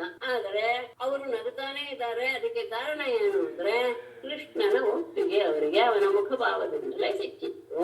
ಸೌರೀಡಿತೋ ಅವಾಗ್ವದನ ರಸಾಜಲನ್ ನಿಷ್ಕ್ರಮ್ಯ ತೂಷ್ಣೀಂ ಪ್ರಯೌದಜಾಪಯಂ ಆಹೇತಿ ಶಬ್ದ ಸುಮಹಾನಭೂತ್ ಸತಾಂ ಅಜಾತ ಶತ್ರುರ್ವಿಮನಾ ಇವಾಭವತ್ ಬಭೂವ ತೂಷ್ಣೀಂ ಭಗವಾನ್ ಭೋಭರಂ ಸಮುಜ್ಜಿಹೀರ್ಷುಃ ಭ್ರಮತಿ ಸ್ಮ ಯದೃಶಾ. ವ್ರೀಡಿತಃ ಸಹ ಅವಾಗ್ವದನಃ ವೃಷಾ ಜ್ವಲನ್ ತೂಷ್ಣೀಂ ನಿಷ್ಕ್ರಮ್ಯ ಗಜಾಹ್ವಯಂ ಪ್ರಯಯೌ. ಆಹಾ ಇತಿ ಶಬ್ದಃ ಸುಮಹಾನ್ ಅಭೂತ್ ಅಜಾತಶತ್ರುಃ ವಿಮನಾಃ ಇವ ಅಭವತ್. ಭಗವಾನ್ ಭುವಃ ಭರಂ ಸಮುಜ್ಜಿಹೀರ್ಷುಃ ಯದೃಶಾ ಭ್ರಮತಿ ಸ್ಮ ತೂಷ್ಣೀಂ ಬಭೂವ. ಅಥವಾ ಭಗವಾನ್ ಭುವಃ ಭರಂ ಸಮುಜ್ಜಿಹೀರ್ಷುಃ ಭಗವಾನ್ ತೂಷ್ಣೀಂ ಬಭೂವ ಯದೃಶಾ ಭ್ರಮತಿ ಸ್ಮ. ಹಾಗೆ ತಗೊಳ್ಬೋದು. ಪ್ರೇರಿತಃ ಸಹ, ನಾಶಿತಗೊಂಡಂತಹ ಎಲ್ಲರೂ ನಗುವಂತಹ ಪರಿಸ್ಥಿತಿಯನ್ನ ಮಾಡ್ಕೊಂಡಿದ್ದರಿಂದ ಅತ್ಯಂತ ನಾಶಿತಗೊಂಡಂತಹ ಅವನು ಅವಾಗ್ವದನ, ಮುಖವನ್ನ ಕೆಳಗೆ ಹಾಕಿ, ವೃಷಾಜ್ವರನ್ ಕೋಪದಿಂದ ಕುರಿಯ ತೂಷ್ಣೀಂ ನಿಷ್ಕ್ರಮ್ಯ, ಏನನ್ನೂ ಮಾತಾಡದೆ ಹೊರಗೆ ಬಂದು ಗಯಾಹಯಂ ಪ್ರಯೋ, ಹಾಗೆ ಅಲ್ಲಿಂದ ಹಸ್ತಿನಾಪುರಕ್ಕೆ ಹೊರಟೇ ಹೋದ. ಆಗ ಆಹಾ ಇತಿ ಸುಮಹಾನ್ ಶಬ್ದ, ಆಗ ಸತಾಂ ಸತಾಂ ಆಹಾ ಇತಿ ಸುಮಹಾನ್ ಶಬ್ದ, ಅಲ್ಲಿ ನೆಲೆದಿರುವಂತಹ ಸಜ್ಜನರ ಎಲ್ಲರ ಬಾಯಿಂದ ಆಹಾ ಎನ್ನುವಂತಹ, ಅಂದ್ರೆ ಅವನು ಹೀಗೆ ಕೋಪಿಸ್ಕೊಂಡು ಹೋಗಿದ್ದು ಇನ್ನು ಯುಧಿಷ್ಠಿರನಿಗೆ ಏನ್ ತೊಂದರೆ ಆಗುತ್ತೋ ಎನ್ನುವ ಭಾವದಿಂದ ಹಾಹಾಕಾರವನ್ನ ಹಾಕಿದರು. ಅಷ್ಟೇ ಅಲ್ಲ, ಇದನ್ನೆಲ್ಲ ನೋಡಿ ಅಜಾತ ಶತ್ರುವು ಧರ್ಮರಾಜನು ಇವನ ಇವ ಅಭವತ್ತು, ಒಂಥರ ದುಃಖಿತನಾಗ ವಿಷಣ್ಣನಾದ. ಅವನ ಮನಸ್ಸು ಸ್ವಲ್ಪ ಇದಾಗುತ್ತೆ, ಹಿಂಸೆ ಪಡಕ್ ಶುರು ಆಗುತ್ತೆ. ಹೀಗಾಗೋಯ್ತಲ್ಲ, ತನ್ನ ಮನೆಗೆ ಬಂದವನನ್ನ ಹೀಗೆ ಅವಮಾನ ಪಡಿಸಿ ಕಳಿಸಿದ ಹಾಗಾಯ್ತಲ್ಲ ಅಂತ ಅವನ ಮನಸ್ಸು ಸ್ವಲ್ಪ ಖಿನ್ನವಾಯ್ತು. ಆದರೆ ಮೋಹಭಾರಂ ಸಮುಜ್ಜಿಹೀರ್ಷುಃ, ಭೂಮಿಯ ಭಾರವನ್ನ ಕಡಿಮೆ ಮಾಡಬೇಕು ಎನ್ನುವ ಬಯಕೆ ಉಳ್ಳವನಾದ ಭಗವಾನ್ ಪರಮಾತ್ಮನು ತೂಷ್ಣೀಂ ಬಭೂವ, ಅವನೇನೂ ಮಾತಾಡಲಿಲ್ಲ, ಸುಮ್ಮನೆ ಇದ್ಬಿಟ್ಟ.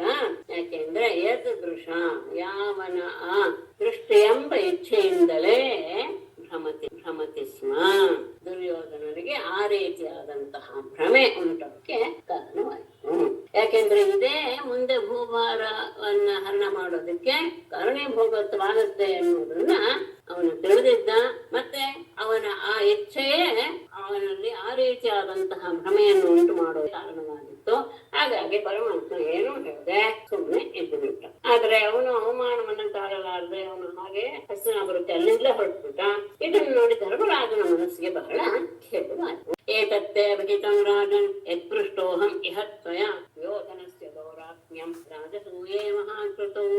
ಮನಸ್ಸು ಅಸೂಯೆಯಿಂದ ಕೂಡಿದಾಗ ಇನ್ನೊಬ್ಬರ ಮೇಲೆ ಆ ರೀತಿಯಾದಂತಹ ಏನು ಅವನಿಗೆ ನನಗಿಲ್ಲದೆ ಇರುವಂತಹ ಐಶ್ವರ್ಯ ಅವನಿದೆಯಲ್ಲ ಎನ್ನುವಂತಹ ಭಾವ ಬಂದಾಗ, ಅಸರ್ವ ಭಾವ ಬಂದಾಗ ಈ ತರದ ನಡಿಬಾರದಂತಹ ಘಟನೆಯಲ್ಲೂ ಸಹ ಆ ವ್ಯಕ್ತಿಗೆ ನಡೆಯುತ್ತೆ. ಇದಕ್ಕೆಲ್ಲ ಮನಸ್ಸು ಕಾರಣ. ಮನಸ್ಸು ವಿಶಾಲವಾಗಿದ್ರೆ ಆ ರೀತಿಯಾದಂತಹ ಮೋಹ ಅವನಿಗೆ ಉಂಟಾಗ್ತಾ ಇರಲಿಲ್ಲ. ಮನಸ್ಸಿನಲ್ಲಿ ಆ ರೀತಿಯ ಕ್ರೋಧ, ದ್ವೇಷ, ಈರ್ಷ್ಯೆಗಳನ್ನು ತುಂಬಿಕೊಂಡಿದ್ದರಿಂದಲೇ ಅದು ಆ ಮನಸ್ಸಿನ ಪರಿಣಾಮ ಅವನ ಎದುರಿಗೆ ಕ್ರಿಯೆಯಲ್ಲಿಯೂ ಸಹ ರಾಜನ್ ಪೃಷ್ಟಃ ಅಹಂ ಯತ್ ತ್ವಯಾ ಅಹಂ ಪೃಷ್ಟಃ ಇಹ ಏತತ್ ದುರ್ಯೋಧನಸ್ಯ ರಾಜಸೂಯೇ ಮಹಾಕೃತೌ ದುರ್ಯೋಧನಸ್ಯ ದೌರಾತ್ಮ್ಯಂ ತೇ ಅಭೀತಂ. ರಾಜನೇ ಯತ್ ಯಾವದನ್ನ ತ್ವಯಾ ಪೃಷ್ಟಃ ಅಹಂ ನೀನು ನನ್ನನ್ನು ಕೇಳಿದ್ರು ಎಲ್ಲಿ, ಏತತ್ ಅದು ಯಾವುದು ದುರ್ಯೋಧನಸ್ಯ ದೌರಾತ್ಮ್ಯಂ ದುರ್ಯೋಧನನಿಗೆ ಆ ರೀತಿಯಾದಂತಹ ದುಷ್ಟ ಮನಸ್ಸು ಯಾರಲ್ಲೇ ರಾಜಸೂಯೇ ಮಹಾಕೃತ ಮಹಾಗವಾದಂತಹ ರಾಜಸೂಯದಲ್ಲಿ ಸುಯೋಧನನ ಆ ದುಷ್ಟ ಮನಸ್ಸು ಯಾಕೆ ಆಯ್ತು ಹೀಗೆ ಎಲ್ಲವನ್ನೂ ಸಹ ನಾನು ನೀನೇನು ಕೇಳಿದ್ಯೋ ಅದೆಲ್ಲವನ್ನೂ ಸಹ ನಾನು ನಿಮಗೆ ತಿಳಿಸಿದ್ದೇನೆ. ಅಸೂಯೆ ಯಾಕೆ ಹೋಗ್ತು ಅನ್ನೋದು ಅದಕ್ಕೆ ಅವನ ಐಶ್ವರ್ಯವೇ ಕಾರಣ. ಆ ಐಶ್ವರ್ಯ ಕಲಿಯಲ್ವಲ್ಲ ಎನ್ನುವಂತಹ ಭಾವ ಮನಸ್ಸಿನಲ್ಲಿ ಈರ್ಷೆಗೆ ಕಾರಣವಾಯಿತು. ಅದು ಮುಂದಿನ ಎಲ್ಲ ಕ್ರಿಯೆಗಳಿಗೂ ಸಹ ಏನಾಯ್ತು, ನಾಂದಿ ಆಯಿತು. ಏತತ್ತೇ ಭೀತಂ ರಾಜನ್ ಯತ್ಪೃಷ್ಟೋಹಮಿಹ ತ್ವಯಾ ಸುಯೋಧನಸ್ಯ ದೌರಾತ್ಮ್ಯಂ ರಾಜಸೂಯೇ ಮಹಾಕೃತೌ. ಶ್ರೀಮದ್ ಭಾಗವತೆ ಮಹಾಪುರಾಣೇ ದಶಮಸ್ಕಂಧೇ ಉತ್ತರಾರ್ಧೇ ದುರ್ಯೋಧನಮಾನಭಂಗೋ ನಾಮ ಪಂಚಸಪ್ತತಿತಮೋऽಧ್ಯಾಯಃ. ನಿನ್ನ ಆಜ್ಞೆ ಆದರೆ ಸಾಕು ಅಂತ ಕಾಯ್ತಾ ಇರ್ತಾರೆ. ನಿನ್ನ ಆಜ್ಞೆ ಆದ ತಕ್ಷಣ ಅದು ತಮ್ಮ ಭಾಗ್ಯ ಅಂತ ಭಾವಿಸಿ ಅದನ್ನ ಶಿರಸಾವಹಿಸಿ ನಡೆಸ್ತಾರೆ. ಯಾಕೆಂದ್ರೆ ನೀನು ಅಂತಹ ಉತ್ತಮರಲ್ಲಿ ನಿನ್ನ ಆಜ್ಞೆ ಸಿಗೋದೇ ಅದು ದುರ್ಲಭ. ಅದು ಸಿಕ್ಕಿದ ತಕ್ಷಣ ಬಹಳ ಶ್ರದ್ಧೆಯಿಂದ ನಾವೆಲ್ಲ ಮಹಾರಾಜರು ಅಂತ ತಿಳ್ಕೊಂಡಿದೀವಿ. ಆದ್ರೆ ನಮ್ಮಂತಹ ದೀನರ ಅಪ್ಪಣೆಯನ್ನ ನೀನು ಪಾಲಿಸ್ತಿದೀಯ ಅಂದ್ರೆ ನನ್ನ ಅಪ್ಪಣೆ ನಾನ್ ಮಾಡ್ದೆ, ನಿನ್ ಜರಾಸಂಧನನ್ನು ಹೋಗಿ ಸಾಯಿಸಿದೆ ಇತ್ಯಾದಿ ಇದೆಯಲ್ಲ, ಇದು ನಿಜವಾಗಿಯೂ ಒಂದು ಹಾಸ್ಯಾಸ್ಪದದ ವಿಷಯ. ಯಾಕೆಂದ್ರೆ ನೀನು ಏಕಮೇವಾದ್ವಿತೀಯಂ ಬ್ರಹ್ಮ ಜಾತೀಯ. ಯಾಕೆಂದ್ರೆ ನೀನು ಏಕಮೇವಾದ್ವಿತೀಯಂ ಬ್ರಹ್ಮ ಜಾತಿಯ ವಿಜಾತೀಯ ಸ್ವಗತ ಇಲ್ಲದಂತಹ ಪರಬ್ರಹ್ಮ ವಸ್ತು ಸ್ವರೂಪನಾದಂತಹ ನೀನು ಈ ತರಹದ ಕೆಲಸ ಮಾಡಿದ್ರಿಂದ ನಿನ್ನ ತೇಜಸ್ಸು ಹೆಚ್ಚೋದಾಗ್ಲಿ, ಯಾರದ್ದೋ ಕೆಲಸ ಮಾಡ್ಬಿಟ್ಟೆ ಅಂತ ಕಡಿಮೆ ಆಗೋದಾಗ್ಲಿ, ಎರಡೂ ಸಹ ಹೆಚ್ಚೋದಾಗ್ಲಿ, ಯಾರದ್ದೋ ಕೆಲಸ ಮಾಡ್ಬಿಟ್ಟೆ ಅಂತ ಕಡಿಮೆ ಆಗೋದಾಗ್ಲಿ, ಎರಡೂ ಸಹ ಇಲ್ಲ. ಹೇಗೆ ಸೂರ್ಯ ಉದಯಿಸ್ತಾನೆ ಅಂದ್ರೆ ಒಂದು ತೇಜಸ್ ಹೆಚ್ಚಾಯ್ತು ಅಂತ, ಮುಳುಗುತ್ತಾನೆ ಅಂದ್ರೆ ತೇಜಸ್ ಕಡಿಮೆ ಆಯ್ತು ಅಂತ ಹೇಗೆ ಅರ್ಥ ಅಲ್ವಾ ಲೋಕದಲ್ಲಿ, ಹಾಗೆಯೇ ನೀನು ಕರ್ಮ ಮಾಡಿದೆ ಆದ್ರಿಂದ ನಿನ್ನ ಗೌರವ ಹೆಚ್ಚು ಅಥವಾ ಈ ರೀತಿಯ ಕರ್ಮ ಮಾಡಿದೆ ಆದ್ರಿಂದ ಅಂತಹ ವ್ಯಕ್ತಿ ಅಲ್ಲ. ಆ ರೀತಿಯ ಭೇದ ಭಾವ ಎನ್ನುವಂತಹ ಗುಣ ನಿನ್ನ ಭಕ್ತರಲ್ಲಿಯೇ ಇಲ್ಲ. ಯಾಕೆ ಅಂದ್ರೆ ಅದು ಪಶುಗಳಿಗೆ ಇರುವಂತಹ ಒಂದು ಗುಣವೇ ಹೊತ್ತು ನಿನ್ನ ಭಕ್ತರಿಗೆ ಇಲ್ಲ ಅಂತ ಆದ್ಮೇಲೆ ನಿನಗೆ ಇರಲ್ಲ ಅಂತ ಮತ್ತೆ ನಾವು ಹೇಳುವಂತೆ ಇಲ್ಲವೇ ಇಲ್ಲ. ಆಗ ಆಜ್ಞೆ ಮಾಡಿದೆ ಜಗನ್ಯ ಮಕ್ಕಳೇ, ನೀನು ನನ್ನ ಆಜ್ಞೆಯಂತೆ ಜರಾಸಂಧನನ್ನು ಕೊಂದೆ ಎನ್ನುವುದು ಸರಿಯಲ್ಲ. ಈ ಪ್ರಪಂಚವೆಲ್ಲವೂ ಮಾಯೆಗೆ ಅಧೀನವಾದ್ದರಿಂದ ನೀನು ಶುದ್ಧ ಬ್ರಹ್ಮ, ನಿನಗೆ ಯಾವ ಕರ್ಮದ ಲೇಪವೂ ಮತ್ತೆ ನಿನಗೆ ಮಿತ್ರ ಶತ್ರು ಎನ್ನುವ ಭೇದವೂ ಇಲ್ಲ. ಹಾಗಾಗಿ ಶತ್ರುವಾದ ಜರಾಸಂಧನನ್ನ ನಾನು ಹೇಳ್ತೆ ಅಂತ ನೀನು ನನ್ನ ಆಜ್ಞೆಯನ್ನು ಪಾಲಿಸಿ ಭೀಮನ ಹತ್ರ ಕೊಲ್ಲಿಸಿದೆ ಅನ್ನೋದು ಅದು ಒಂದು ರೀತಿಯ ನಿನ್ನ ಲೀಲೆ ಅಂತ ಆತನನ್ನ ಸೂಚಿಸಿ ಆಮೇಲೆ ಯಜ್ಞಕ್ಕೆ ಉಚಿತವಾದಂತಹ ಸಂತಾರದಲ್ಲಿ ಒಳ್ಳೊಳ್ಳೆಯ ಬ್ರಹ್ಮಜ್ಞಾನಿಗಳನ್ನ ವೃತ್ತಿಚರನ್ನಾಗಿ ವರಿಸಿದ.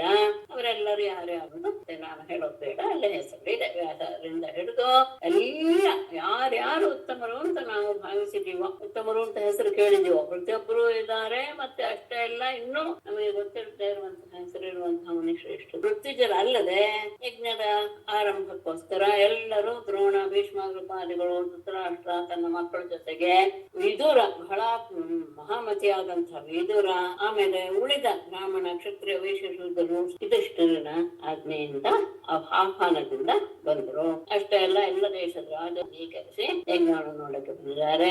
ವೃತ್ತಿಜರು ಚಿನ್ನದ ನೇಗಿಲಿನಿಂದ ಯಜ್ಞಭೂಮಿಯನ್ನು ಉತ್ತು ಶಾಸ್ತ್ರೋಕ್ತವಾಗಿ ಯಜ್ಞದೀಶೆಯನ್ನ ಯುಧಿಷ್ಠನಿಗೆ ಕೊಟ್ಟರು.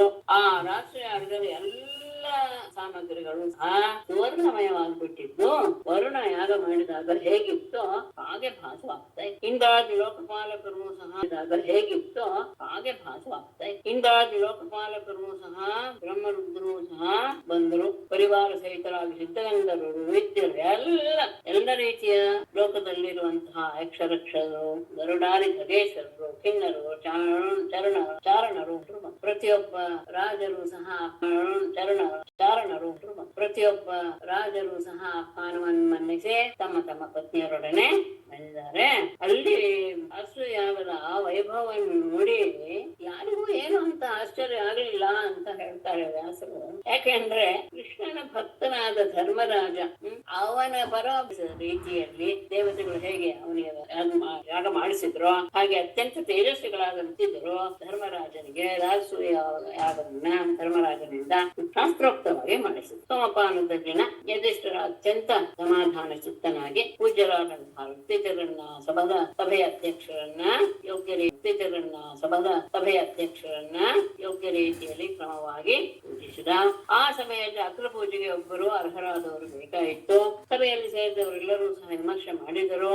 ಯಾರೂ ಸಹ ನಿರ್ಣಯಕ್ಕೆ ಬರಕ್ಕಾಗಲಿಲ್ಲ. ಯಾಕೆಂದ್ರೆ ಆ ರೀತಿಯ ಯೋಗ್ಯತೆ ಇರೋರು ಆ ಸಭೆಯಲ್ಲಿ ಆ ರಾಷ್ಟ್ರೀಯ ಯಾಗಕ್ಕೆ ಬಂದವರಲ್ಲಿ ಅನೇಕ ಜನ ಇತ್ತು. ಯೋಗ್ಯತೆ ಇರೋರು ಆ ಸಭೆಯಲ್ಲಿ ಆ ರಾಷ್ಟ್ರೀಯ ಯಾಗಕ್ಕೆ ಬಂದವರಲ್ಲಿ ಅನೇಕ ಜನ ಇತ್ತು. ಹಾಗೆ ಯಾರನ್ನ ಆರಿಸಬೇಕು ಅಂತ ಹೋಗ್ತಾ ಇರಲಿಲ್ಲ. ಆ ಸಂದರ್ಭದಲ್ಲಿ ಸಹದೇವ ಒಳ್ಳೆಯ ನಿರ್ಧಾರವನ್ನ ಹೇಳ್ತಾನೆ. ಈ ಅಗ್ರ ಪೂಜೆಗೆ ಯದುಕುಲಕ್ಕೆ ಒಡೆಯನಾದಂತಹ ಅಚ್ಯುತನೇ ಅರ್ಹ.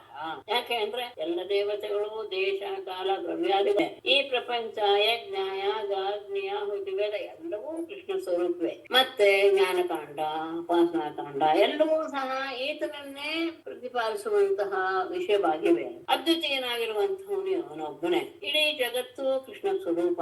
ಹಾಗಾಗಿ ಸಭೆಯಲ್ಲಿ ಸೇರಿರುವಂತಹ ಪಂಡಿತರೆ ಯಾರ ಅಪೇಕ್ಷೆ ಇಲ್ಲದೆ ತನ್ನಿಂದಲೇ ತಾನೇ ಸೃಷ್ಟಿಯನ್ನು ಮಾಡಿ ಜಗತ್ತನ್ನು ಸೃಷ್ಟಿ ಮಾಡಿ ಅದನ್ನ ಪಾಲಿಸಿ ಅಂತ್ಯಗೊಳಿಸ್ತಾನೆ. ಅವನು ಜನ್ಮರಹಿತ, ಅವನಿಗೆ ಇನ್ಯಾರ ಸಹಾಯವೂ ಬೇಡ. ಹೀಗೆ ಅವನು ಸೃಷ್ಟಿ ಸ್ಥಿತಿ ಲಯಗಳನ್ನ ಮಾಡುವಂಥವನು. ಮತ್ತೆ ಎಲ್ಲರೂ ಸಹ ಅನೇಕ ರೀತಿಯ ಕರ್ಮಗಳನ್ನೆಲ್ಲ ಮಾಡಿ ಧರ್ಮಗಳಾದಂತಹ ಯಶಸ್ಸನ್ನ ಗಣಿಸುವುದು ಕೂಡ ಇವನ ಅನುಗ್ರಹದಿಂದಲೇ. ಅಂದ್ರೆ ಕರ್ಮವೂ ಇವನ ಅಧೀನವೇ, ಕರ್ಮಫಲವೂ ಸಹ ಇವನಿಂದ. ಮಹಾತ್ಮನಾದಂತಹ ಕೃಷ್ಣನಿಗೆ ಅಗ್ರ ಪೂಜೆ ಸಲ್ಲಬೇಕು. ಹೀಗೆ ಮಾಡಿದರೆ ಎಲ್ಲ ಜೀವಿಗಳಲ್ಲಿಯೂ ಆತ್ಮಸ್ವರೂಪನಾಗಿರುವಂತಹ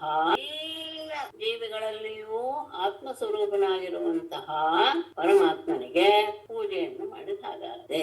ಅಷ್ಟೇ ಅಲ್ಲ, ನಾವು ಕೊಟ್ಟಿದ್ದು ಅದು ಹೆಚ್ಚಾಗಬೇಕು, ಅನಂತವಾಗಬೇಕು ಅಂತ ಬಯಸುವಂತಹ ವ್ಯಕ್ತಿ ಎಲ್ಲರಲ್ಲಿಯೂ ಅಂತರ್ಯಾಮಿಯಾಗಿರುವಂತಹ, ತನಗಿಂತ ಇನ್ನೊಂದು ವಸ್ತುವೇ ಇಲ್ಲದೆ ಇರುವಂತಹ ಪರಿಪೂರ್ಣನಾದಂತಹ ಕೃಷ್ಣನಿಗೆ ನಾವು ಮಾಡಿದ ಕರ್ಮದ ಫಲವನ್ನು ಅರ್ಪಿಸಿ ಅವನನ್ನ ಪೂಜಿಸಬೇಕು ಅಂತ ಸಹದೇವ ಹೇಳಿದ ಒಂದು ಮಾತಲ್ಲಿ ಹೇಳ್ತಾರೆ.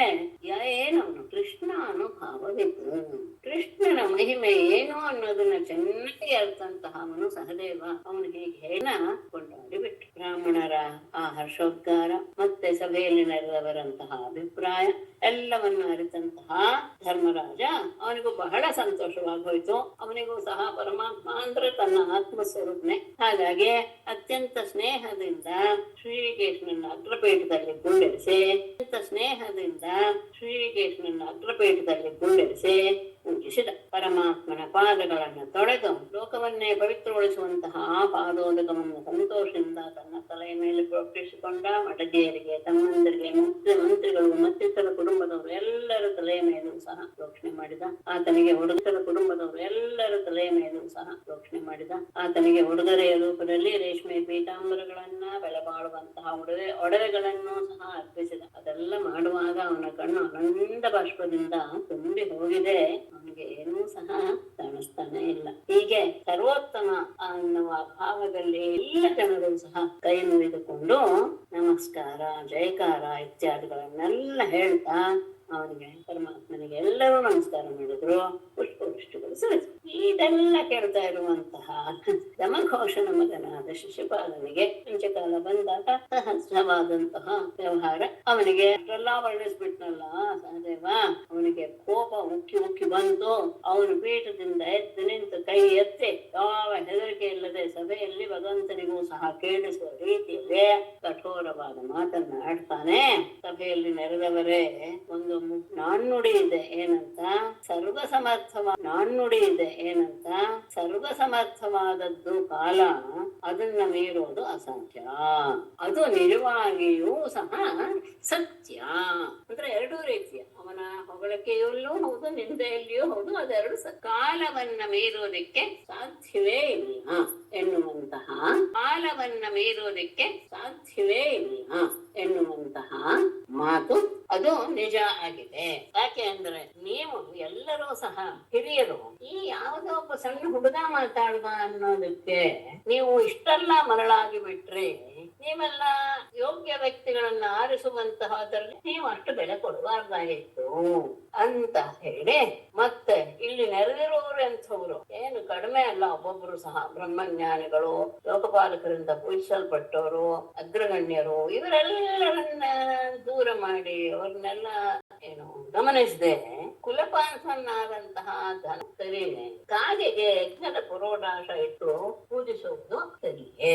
ಅದೆಲ್ಲವೂ ಸಹ ಅರ್ಥವಾಗಿದೆ. ನಾನು ಇನ್ನೊಂದು ಅದನ್ನ ಹೇಳ್ಕೊಂಡು ಹೋಗ್ತೇನೆ ಶ್ಲೋಕದೊಳಗೆ ಅಷ್ಟೇ. ಇಲ್ಲಿ ಹೇಳೋದು, ನೀವೆಲ್ಲರೂ ಸಹ ಪಾತ್ರಗಳನ್ನ ಯೋಗ್ಯತೆಯನ್ನು ಅರಿಯುವುದರಲ್ಲಿ ಬಹಳ ಶ್ರೇಷ್ಠರು. ಹಾಗಾಗಿ ಯೋಗ್ಯತೆಯನ್ನು ಅರಿಯುವುದರಲ್ಲಿ ಬಹಳ ಶ್ರೇಷ್ಠರು. ಹಾಗಾಗಿ 32ನೇ ಶ್ಲೋಕದಲ್ಲಿರೋದು ಗಮನಿಸಿ, ಮಾಮಂಧ್ವಂ ಅಲಪಾಷಿತಂ ಅಂತ, ಮನ್ಯಧ್ವಂ ಅಂತ ಮಧ್ಯಂ ಅಂತ ಹಾಕಿದೆ. ಸ್ವಲ್ಪ ಅಂತ ಇಟ್ಕೊಳ್ಬೇಕು. ಹೇಳ್ತಾನೆ, ನೀವು ಯಾವುದೋ ಒಬ್ಬ ಹುಡುಗ ಮಾತಾಡುದ ಅಂತ ನೀವು ಭಾವಿಸಬೇಡಿ. ಯಾಕೆ ಅಂದ್ರೆ ಯಾವ್ದಕ್ಕೆ ಅಂದ್ರೆ, ಕೃಷ್ಣ ಎನ್ನುವನು ಅರ್ಹಣೆ ಸಮ್ಮತ. ಸರ್ವೇ ಸದಸಸ್ಪತಯಃ ಯೂಯಂ ಪಾತ್ರವಿದಾಂ ಶ್ರೇಷ್ಠಾಃ ಬಾಲಭಾಷಿತಂ ಮಾಮನ್ಯಧ್ವಂ ಯತ್ ಕೃಷ್ಣ. ಅಂದ್ರೆ ಶಿಶುಪಾಲ ಪರಮಾತ್ಮನ ಪಾರ್ಶ್ವದ ದೇವಿಜಯರಲ್ಲಿ ಒಬ್ಬ ಜಯನೇ ಅಂತವನಲ್ಲಿ ಈ ರೀತಿಯಾದ ಮಾತು ಪರಮಾತ್ಮನ ಬಗ್ಗೆ ಬರುತ್ತೆ ಅಂತ ಯೋಚನೆ ಮಾಡಿನೇ ಹಿಂದಿನ ಎಲ್ಲರಲ್ಲೂ ಗಮನಿಸಿದೆ. ಹೇಳುವವರ ಮೇಲೆ ಅದೆಲ್ಲವೂ ನಿಂತಿದೆ. ಇಲ್ಲಿ ಇವನು ಹೇಳ್ತಾನೆ, ನೀವೆಲ್ಲರೂ ಯಾವುದೋ ಒಬ್ಬ ಹುಡುಗ ಹೇಳ್ತಾ ಇದ್ದಾನೆ ಅಂತ ಅದನ್ನ ತೆಗೆದು ಹಾಕಬೇಡಿ. ಯಾಕೆ ಅಂದ್ರೆ ಕೃಷ್ಣ ಅಗ್ರ ಪೂಜೆಗೆ ಬಹಳ ಅರ್ಹನಾಗ್ತಾನೆ. ಹಾಗಾಗಿ ಅವನನ್ನೇ ಪೂಜೆ ಮಾಡಬೇಕು ಅನ್ನೋದೇ ಸರಿಯಾದ ಅರ್ಥ. ಮತ್ತೆ ಇಲ್ಲಿರೋರೆಲ್ಲರೂ ಸಹ ಅತ್ಯಂತ ಯೋಗ್ಯರೇ, ಹೌದು. ಅವರೆಲ್ಲರೂ ಸಹ ಅತ್ಯಂತ ಯೋಗ್ಯರೇ, ಹೌದು. ಅವರೆಲ್ಲರೂ ಸಹ ಈ ಮಾತನ್ನ ಒಪ್ಪಬೇಕು ಅಂತ ಆದಮೇಲೆ ಸದಸಸ್ಪತಿಯನ್ ಅತಿಕ್ರಮ್ಯ ಇಂತಹವರನ್ನೆಲ್ಲ ಬಿಟ್ಟು ನೀವು ಗೋಪಾಲ ಅಂದ್ರೆ ಮತ್ತೆ ವೇದವನ್ನ, ಗೋ ಶಬ್ದಕ್ಕೆ ವೇದ ವಾಣಿ, ಗೋಪಾಲ ಅಂದ್ರೆ ಮತ್ತೆ ವೇದವನ್ನ, ಗೋ ಶಬ್ದಕ್ಕೆ ವೇದ ವಾಣಿ ಅಂತ ಅರ್ಥ, ವಾಣಿ ಅಂದ್ರೆ ವೇದ ಅಂತ ಅರ್ಥ, ಗೋ ಶಬ್ದಕ್ಕೆ ಭೂಮಿ ಅಂತ ಇದೆ. ಆ ಭೂಮಿ ಎನ್ನುವ ಅರ್ಥ ಅಂದ್ರೆ ವೇದವನ್ನ, ಪೃಥ್ವಿ ಮೊದಲಾದಗಳನ್ನ ರಕ್ಷಣೆ ಮಾಡುವಂತವನು ಇವನು. ಹಾಗಾಗಿ ಅವನಿಗೆ ಮಾಡಿದ್ದು ಸರಿ ಇದೆ, ಮಾಡಿದ್ದರಿದೆ ಅಲ್ಲ ಮುಂದೆ. ಕುತ್ಸಿತಂ ಲಭಂತಿ ಇತಿ ಕುಲಪಾಹ ಅಂತ, ಕುಲಪ ಅಂಸನ ಅಂತ ಎರಡು ಭಾಗ ಮಾಡ್ಕೊಂಡಿದ್ದಾರೆ. ಸಂಸ್ಕೃತ ಬಲ್ಲವರಿಗೆ ಸ್ವಲ್ಪ ವಿಚಾರ ಗೊತ್ತಾಗುತ್ತೆ, ಇದಕ್ಕೆಲ್ಲ ಅರ್ಥ ಮಾತ್ರ ಗಮನಿಸ್ಕೊಳ್ಳಿ. ಅಂದ್ರೆ ವೇದಕ್ಕೆ ವಿರುದ್ಧವಾದದ್ದನ್ನೆಲ್ಲ ಹೇಳುವಂಥವ್ರು ಯಾರು ಅಂದ್ರೆ ನಾಸ್ತಿಕ ಸತ್ಯ ನಾಶ ಮಾಡ್ತಾನೆ. ವೇದ ವಿರುದ್ಧ ವಿರುದ್ಧವಾಗಿ ನಡೆದುಕೊಂಡಂತಹ ವ್ಯಕ್ತಿಗಳನ್ನ ನಾಶ ಮಾಡುವಂಥವನು ಇವನು. ಕುಲಪಾಂಸನ ಅನ್ನೋ ಶಬ್ದಕ್ಕೆ ಕುಲಕ್ಕೆ ಇದು ಕೊಡ್ತವನು, ಏನು ಕುಲಕ್ಕೆ ಕೊಡ್ಲಿ ಆದವನು ಅಂತ ಅಲ್ಲ ಅರ್ಥ. ವೇದ ವಿರುದ್ಧವಾಗಿ ನಡೆದವರನ್ನ ನಾಶ ಮಾಡುವಂಥವನು. ಅಷ್ಟೇ ಅಲ್ಲ ಯಥಾ ಕಾಕಃ ಅನ್ನೋ ಶಬ್ದವನ್ನು ತಗೊಂಡ್ರಲ್ಲ, ಅಲ್ಲಿ ಯಥಾ ಅಕಾಕಃ ಅಂತ ಬಿಡಿಸಿದ್ದಾರೆ. ಅಕಾಕಃ ಅಂದ್ರೆ ಮೊದಲು ಕ ಅಕ ಬಿಡಿಸ್ಕೊಳ್ಳೋಣ. ಕ ಅಂದ್ರೆ ತಮ್ ಶಬ್ದಕ್ಕೆ ಕ ಶಬ್ದಕ್ಕೆ ಸುಖ ಎನ್ನುವ ಅರ್ಥ ಇದೆ. ಅಕ ಅಂದ್ರೇನು? ಸುಖ ಅಲ್ಲ ಶಬ್ದಕ್ಕೆ ಸುಖ ಎನ್ನುವ ಅರ್ಥ ಇದೆ. ಅಕ ಅಂದ್ರೇನು? ಸುಖ ಅಲ್ಲದ್ದು ಅಕ. ಹಾಗಾಗಿ ಕ ಅಂದ್ರೆ ಸುಖ, ಅಕ ಅಂದ್ರೆ ದುಃಖ. ಈ ಕ ಅಕ ಅಂದ್ರೆ ಇದೆರಡೂ ಸಹ ಕಂಚ ಅಕಂಚ ಅಂತ ಬಿಡಿಸಿದ್ದಾರೆ. ಅದೇನಾಗುತ್ತೆ ದ್ವಿವಚನದಲ್ಲಿ ಕಾಕೆ ಅಂತ ಆದ್ರೆ, ಅಂದ್ರೆ ಸುಖ ಮತ್ತು ದುಃಖಗಳು ಎರಡೂ ಸಹ ದುಃಖಗಳಲ್ಲಿ ಯಾವುದು ಸಹ ಅವನಿಗೆ ಇಲ್ಲ. ಯಾಕೆ ಅಂದ್ರೆ ಅವನು ಹಾಗಾಗಿ ಅಕಾಕಃ. ಅಕಾಕಃ ಅಂದ್ರೆ ಆಪ್ತಕಾಮ ಅವನು. ಹಾಗೆ ಇರುವವನು ದೇವಯೋಗ್ಯವಾದಂತಹ ಪುರೋಡಾಶ ಮಾತ್ರ ನಾರ್ಹತಿ. ಅವನಿಗೆ ಪುರೋಡಾಶ ಕೊಡೋದು ಅನ್ನೋದು ಹೇಗೆ ಅರ್ಪಿತವಾದದ್ದು? ಅಂತಹ ಪುರೋಡಾಶವನ್ನ ಅವನು ಹೊಂದಲು ಯೋಗ್ಯನಲ್ಲ. ಅಂದ್ರೆ ಹೊಂದಲು ಯೋಗ್ಯನಲ್ಲ ಅಂದ್ರೆ ಏನು? ಅದಲ್ಲ, ಅಷ್ಟೇ ಅಲ್ಲ, ಎಲ್ಲವೂ ಅವನಿಗೆ ಸಲ್ಲಲೇಬೇಕಾದದ್ದು. ಹಾಗಿರುವಾಗ ಕಥಂ ಸಪರ್ಯಾಂ ಅರ್ಹಿ. ಅದಕ್ಕೆ ವಿಶೇಷವಾಗಿ ಹೇಳ್ತಾರೆ ಅಂತಹ ಅರ್ಹಿ. ಅದಕ್ಕೆ ವಿಶೇಷವಾಗಿ ಹೇಳ್ತಾರೆ ಅಂತಹ ಕೃಷ್ಣ ಅಂದ್ರೆ ಬ್ರಹ್ಮರ್ಷಿಗಳಿಗೆ ಯೋಗ್ಯನಾದಂತಹ ಈ ಕೃಷ್ಣ, ಅಂತಹ ಬ್ರಹ್ಮರ್ಷಿಗಳಿಗೆ ಯೋಗ್ಯವಾದಂತಹ ಸಪರ್ಯಾ ಮಾತ್ರ ಕಥಮರ್ಹತಿ. ಕೇವಲ ಪೂಜೆಯನ್ನು ಮಾತ್ರ ಅವನು ಹೇಗೆ ಹೊಂದಕ್ಕೆ ಸಾಧ್ಯ? ಕಿಂತು ಆತ್ಮ ಸಮರ್ಪಣಮಪಿ ಅರ್ಹತಿ. ಕೇವಲ ಪೂಜೆ ಮಾಡೋದಲ್ಲ, ನಮ್ಮನ್ನೇ ನಾವು ಅವನಿಗೆ ಅರ್ಪಿಸಿಕೊಂಡು ಬಿಡಬೇಕು. ಕೇವಲ ಕಥಂ ಸಪರ್ಯಾಂ ಅರ್ಹತಿ. ಕೇವಲ ಋಷಿಮುನಿಗಳನ್ನ ನಾವು ಹೇಗೆ ಪೂಜೆ ಮಾಡಿ ಆರಾಧಿಸ್ತೀವೋ ಅಷ್ಟೇ ಅವನಿಗೆ ಎಲ್ಲ ಯೋಗ್ಯತೆ ಅವನಿಗೆ. ಮುಂದಿನ ಶ್ಲೋಕ ನಿಮ್ಗಳಿಗೆ ಅರ್ಥವಾಗಿದೆ. ವರ್ಣಾಶ್ರಮ ಕುಲಾಪೇತ. ಅವನಿಗೆ ಜಾತಿ ಆಗಲಿ ಆಶ್ರಮವಾಗಲಿ ವಂಶವಾಗಲಿ ಇಲ್ಲ, ಎಲ್ಲದರಿಂದ ದೂರವಾಗಿದ್ದಾನೆ. ಯಾಕೆ? ಅವನು ನಮ್ಮನ ಪರಬ್ರಹ್ಮ ವಸ್ತುವಿಗೆ ಜಾತಿ ಆಗಲಿ ಆಶ್ರಮವಾಗಲಿ ಕುಲವಾಗಲಿ ಅವರು ಇಲ್ಲ. ಅವನಿಗೆ ಹೆಸರಿಲ್ಲ, ಗೋತ್ರ ಇಲ್ಲ, ಏನೂ ಇಲ್ಲ. ಹಾಗೇನೆ ಸರ್ವಧರ್ಮ ಬಹಿಷ್ಕೃತ. ಹಾಗಾಗಿಯೇ ಅವನಿಗೆ ಇದು ಯಾವುದೇ ಇಲ್ಲದೆ ಇರೋದ್ರಿಂದ ಎಲ್ಲ ಧರ್ಮಗಳಿಂದಲೂ ಸಹ ಹೊರಗೆ ಇರ್ಬೋದು. ಯಾವ ಧರ್ಮವೂ ಸಹ ಅವನಿಗೆ ಹೀಗಿರು ಅಂತ ಬೋಧಿಸು. ಯಾವ ಧರ್ಮವೂ ಸಹ ಅವನಿಗೆ ಹೀಗಿರು ಅಂತ ಬೋಧಿಸುವಂತದ್ದಿಲ್ಲ. ಯಾಕೆ? ಅವನು ಸ್ವೈರಬದ್ಧಿ. ಅವನೇ ಈಶ್ವರನಾದ್ದರಿಂದ ಅವನು ತನ್ನ ಇಚ್ಛೆಗೆ ಸರಿಯಾಗಿ ನಡೆದುಕೊಳ್ಳುವವನು. ಮತ್ತೆ ಇನ್ನೊಂದು ಗೊತ್ತಿದೆ, ಗುಣೈರ್ಹೀನ ನಿರ್ಗುಣ. ನಿರ್ಗುಣ ಕಾಮಕರಿಂದ ಗೊತ್ತಿದೆ, ಗುಣೈರ್ಹೀನ ನಿರ್ಗುಣ. ನಿರ್ಗುಣ ಕಾಮಕರಿಂದಲೇ ಅವನು ಯಾವ ಗುಣವನ್ನು ಸಹ ಹೊಂದಿಲ್ಲ. ಅಂತಹ ಅವನು ಸಪರ್ಯಾಂ ಕಥಮರ್ಹತಿ ಅನ್ನೋದಕ್ಕೆ ಇಲ್ಲಿ ಇನ್ನೊಂದು ಅರ್ಥ ಮಾಡ್ತಾ ಇದ್ದಾರೆ. ಈ ರೀತಿಯಾಗಿ ನಿರ್ಗುಣನಾದಂತಹ ಆದಿರಹಿತನಾದಂತಹ ಜೀವಾತ್ಮನಿಗೆ ಯೋಗ್ಯವಾದಂತಹ ತುಚ್ಛವಾದಂತಹ ಕೇವಲ ಸಪರ್ಯ ಅಂದ್ರೆ ಪೂಜೆಯನ್ನು ಮಾತ್ರ ಹೇಗೆ ಹೊಂದುತ್ತಾನೆ? ಇಷ್ಟೆಲ್ಲ ಯೋಗ್ಯತೆ ಇರುವಂತಹ ಕೇವಲ ಒಂದು ಸಣ್ಣ ಪೂಜೆಯನ್ನು ಅವನು ಹೊಂದಲು ಯೋಗ್ಯನೇ. ಅಂದ್ರೆ ಅವನು ಎಲ್ಲದನ್ನೂ ಸಹ ದಾಟಿದನು.